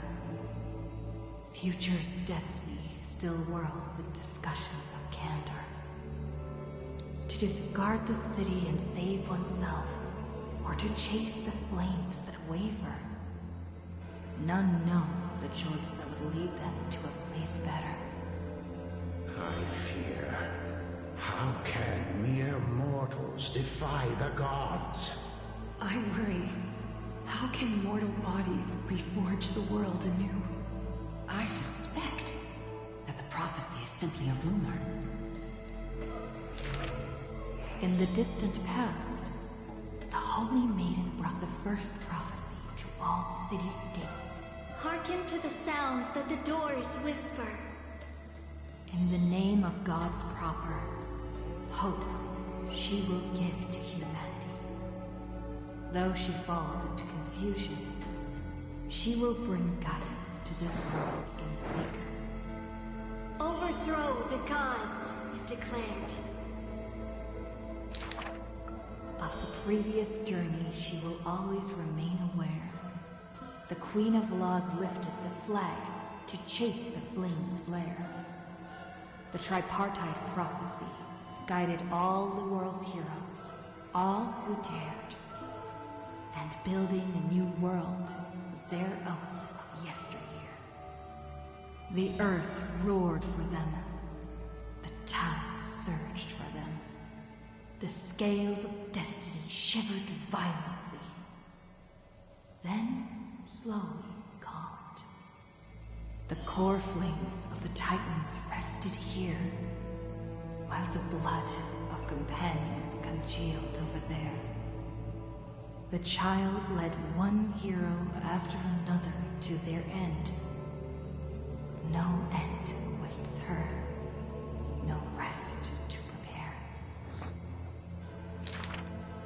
Teacher, do not hesitate. The weaver of gold brushes aside the child's tears. The world still walks on the path you indicate. The prophecy still stands, even if the actors now different faces wear. Restore the court flames, it declared. The solemn council is still filled with clamor. Future's destiny still whirls in discussions of candor. To stop right there and seek peace, or to continue a work still unfinished. None know the choice that would lead them to a place better. Stop. We only wish to live life as it is. No more. Cease. Our achievements already stand tall. Rest up! We only wish to live in peace and prosperity. The discussions today are the same as those in times past. Retreating now will forever deny us the future. The child has already conquered her confusion and fear. No longer before the mists of fate will she cower. Hearken to the sounds that the doors whisper. She travels through myriad passages, burning with determination, to once again bring light to humans through her endeavor. The children fly into the streets, wishing to encourage the residents' faith. Please, be not afraid. We will definitely bring you to a new home. Lady Treeby, Lady Treenan, please don't cry. Do not worry. We trust you always. The matron wipes away the tears on the children's faces. The praying ones piously bless them in faith. The lost ones take the children's hands, just as the prophecy guides their path. Bear the divine authority, it declared. Quiet Treenan has little to say. Lively Treanne loves to play, and well-behaved Treeby roams around all day. The people's encouragement rings sincere. Chrysa's heir's companionship lasts through the years, and Mother's embrace warms up every dream. Thus the child understands, thus the child accepts, though countless farewells on her shoulders weigh, though destiny's blood dries like clay. There will always be passageways, filled with warm sun rays, that silently open to them in future and past days, and from them a voice says, Forge miracles, it declared.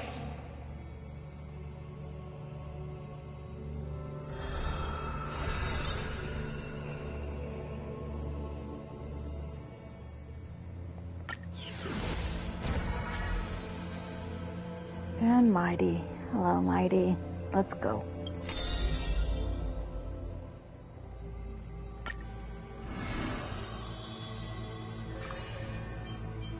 Lord Mightimus.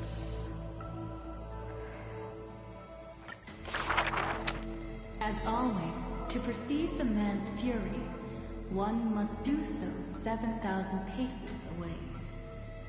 The Kremnos he guards is once again shrouded by mist.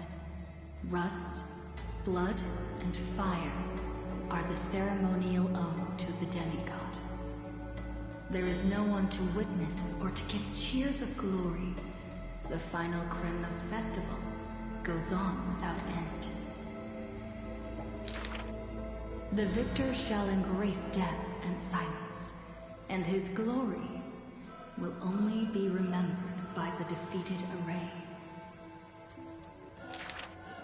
For that man, laws and seals no longer have meaning.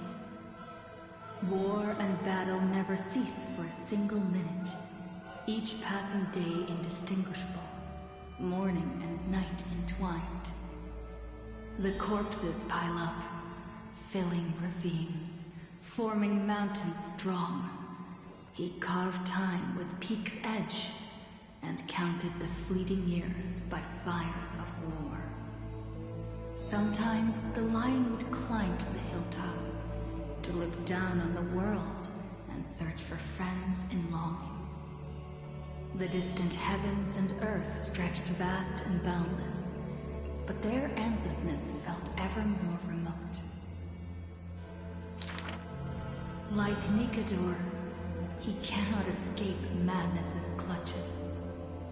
Guarding the city alone and embroiled in war, the murmurs of the Black Tide constantly sound in his ears. Yet a flame soars up his chest every moment, casting a light upon the indomitable path behind him. Memories seal the echoes of the past as the man strides into battle, fists clenched fast. He is the wound this world must bear, the new king before whom old gods despair. As stated in Idonia's poems, humans are born with eyes closed to accustom to this world's light, and their sight fades in old age to reacquaint with night's anthems. But the man did not bow to the decay of time, rejecting the lure of death's call.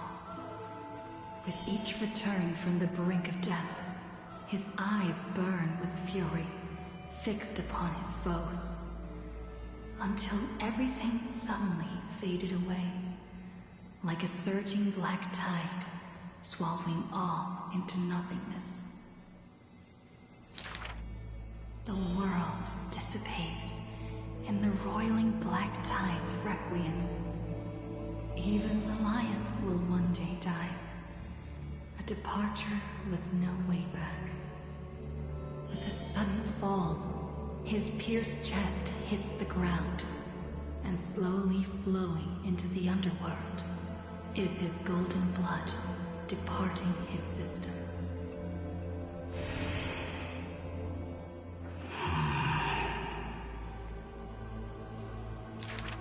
But that gaze, fierce as flame, never dimmed, not even in death. Looking beyond those flame-seeking figures, reaching far toward the endless horizon. In the morrow's sky, the stars will chant. The lone king of Kremnos is called Mighty. His journey was one of ceaseless, eternal warfare. And behind him, he left a world ablaze with glory.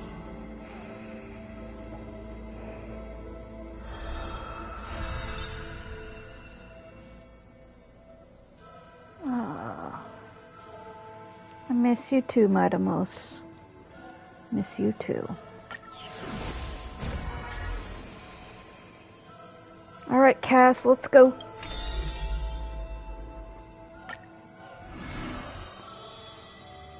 Oh, your last two as well. The two girls frolicked in the wheat fields, fleet as doe deer, making ripples in the shallow puddles and pools clear. As dusk approaches, the exhausted girls collapse over the wheat heaps, talking about their longings and dreams of literature, love, and a journey through a world dear. Oh, Sky, slow your closing gaze. How I want to keep this moment in my hands forevermore. On that day, the breeze was warm and gentle. At that time, death was soft and fair. The broken-winged butterfly falls by the window, bringing with it a scent of melancholy. The girl looks outside. The golden wheat fields rolled endlessly, stretching to the horizon. Holding to the chair, she tries to stand, only to find her legs trembling and feeble. Don't worry, Alexia. Her old elder sister whispers beside her ear, and on her sister's shoulder, the girl weeps mournfully. And time thus becomes silent, painted with sighs only. When hearing the healer's diagnosis, the girl remained deathly still. Her eyes were already drained of tears, and her heart a wilted grave. Every time she has something on her mind, she would tilt her head and look outside. Her sister follows her gaze, seeing a barren field turned by wind into a desolate gray expanse. Till one day, when the girl looks outside, she sees a dash of dark blue, most brave.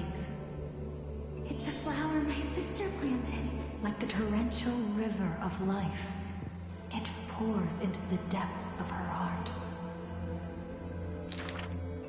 The flower is called Antilla. Even in the Netherland, it's rumored to thrive. You are the quiet in my heart, amidst the chaotic choreography. That seems to be its floriography. When the days are warm, the sister would take the girl on long journeys, through the flower fields, gazing upon rivers, napping amongst the grove. A discussion hardy.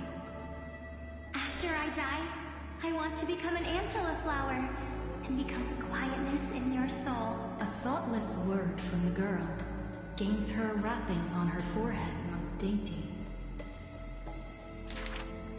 Do not speak of dusk. You have yet to see the dawn. Dew drops from the petals as wind pulls on the leaves, and the two of them sit in quietude. The girl asks for the means to tend the garden, and while her sister sounds concerned, her heart is relieved. But the concern is well-founded. The girl tripped and fell into a mire. She gazed directly into the eyes of death, in that dark pool bottom unperceived. I've been the weight upon my sister's wings. Let this be where it all comes to rest. The girl gives up her struggles, only to see a figure pierce through the water's surface. I won't allow you to walk through the dusk alone, or enter the night of no reprieve. Her sister sobs without end, and the girl has to gently hug her and softly relieve. And then, this distant memory turns bleary, difficult to retrieve.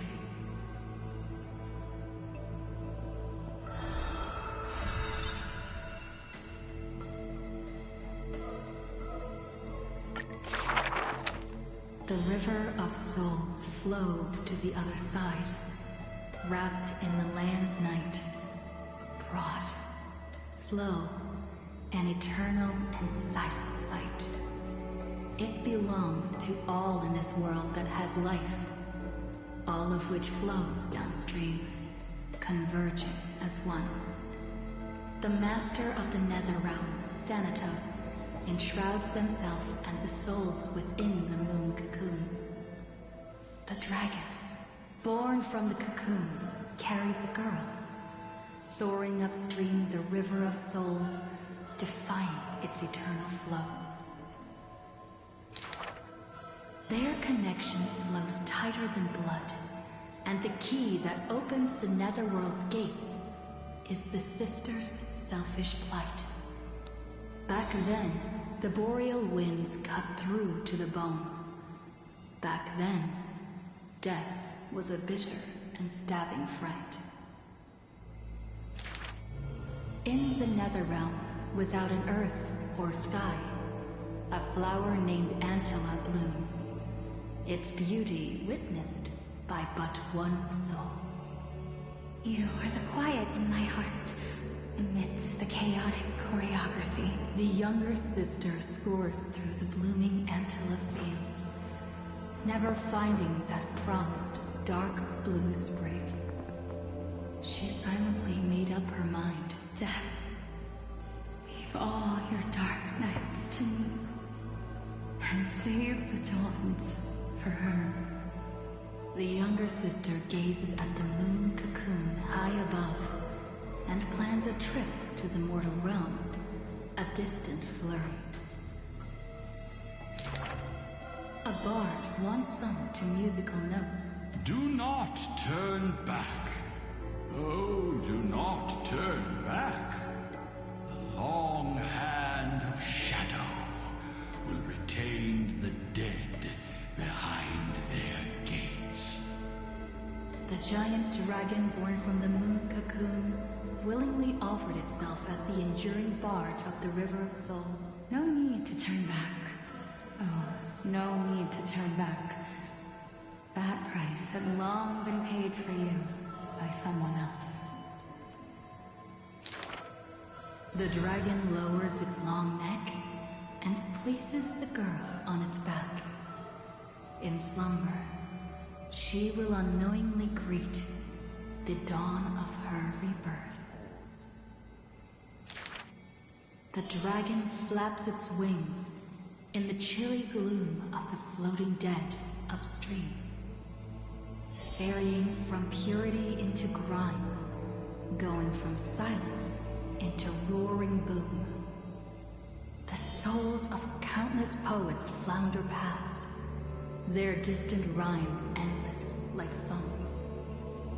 Do not turn back, for to look toward the land of mortals is in itself turning back. In this pale dawn, the sun's first rays light the night ablaze. So the dragon crosses the Sea of Souls onto the shores of life and strands itself in the gleam. We know not where these stories arise. They are scattered across the shallows with the waves. The confession the girl made before her departure still echoes in the tide's heaves. If there is anything for me to leave behind, may it find a soul to remember. This is the ode of my life, and I've already penned my last stroke.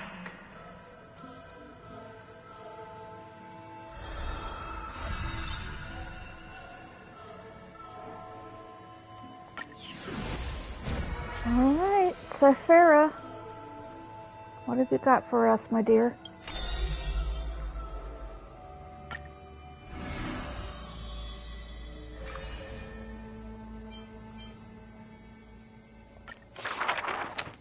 If every single scar equals a coin, then the girl always pursued would be worth her weight in gold. Deception, theft, and night heists. But her nerves failed her when it mattered most. The girl clutches meager loot to her chest and escapes, muttering curses bearing her pain.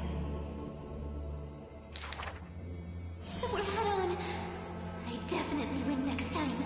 She always longs for the coin of whimsy's blessing and creed. Yet the coin in the air always suddenly disappears, as if in reply from the trickery titan. Day and night flow, and the thief's star makes circles across the sky, while time molds the girl into an adult. The cloak once used to conceal her entire body, now only suffices as a hood that barely covers her fringe. No matter. These days, I have no need to hide. With a confident stride and a silver tongue, her perfected fraud, thieving every opportunity as a result. And at curtainfall hour, those treasure-seeking steps fade into the moonlight. When she appears again, her arms are laden with money's weight. What is the art of thieving? Stealing from the poor. Not enough loot. Stealing from the rich. That's a boring task to do. The girl narrows her eyes of greed towards those called the Chrysos heirs. The golden vines of the sages' homes, the sacred carcass of the Deathward realm, the divine lyre of the seashore's pearl, and the crystal chalice of the thousand gates. The girl knows not the treasure's origins, only that they are all valuable beyond measure. To have something priceless is the true art of thieving. A pity that deceits are all eventually revealed, and the thief meets a rare defeat. A golden thread discerns her meticulous disguise, and the heroes hold down her third hand to imprison in this thief star made of human feet. I take defeat with my head held high. Spare me your sympathy. She frankly faces the accusations, knowing that escaping would be nothing more than child's play. So the Chrysos heir outside the cage smiles sweet. Would you like to see my most precious? A treasure bride. It is a dress, like the beauty god Nestia's divine body. More blinding than the sun, rivaling the moon in its glory. It is woven by divine threads. It captivates even the gods. But all the lies and deceit are revealed under the golden thread's query. The world-famous thief is stirred by such grand words into a flurry. Then just you watch. This wondrous dress will forever remain in my own gallery.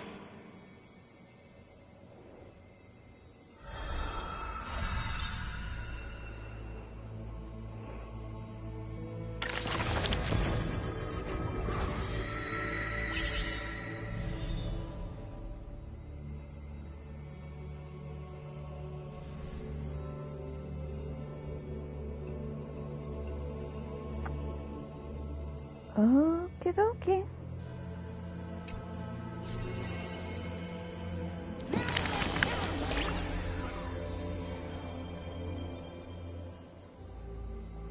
Mina?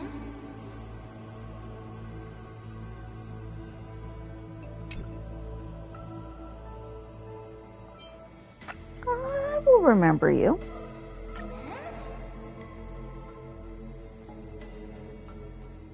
Then you shouldn't have asked, ma'am.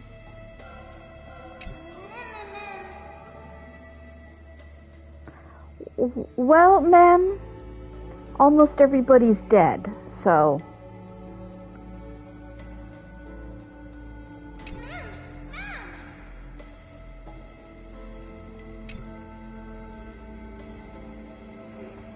But yes, let's continue writing the rest of the story.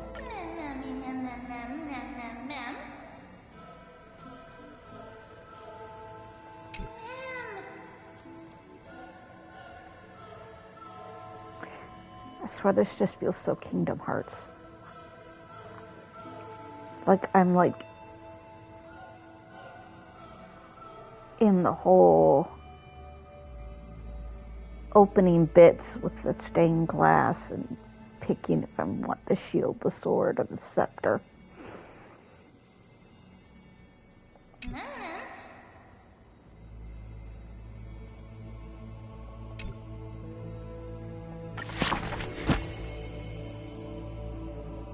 Are we good?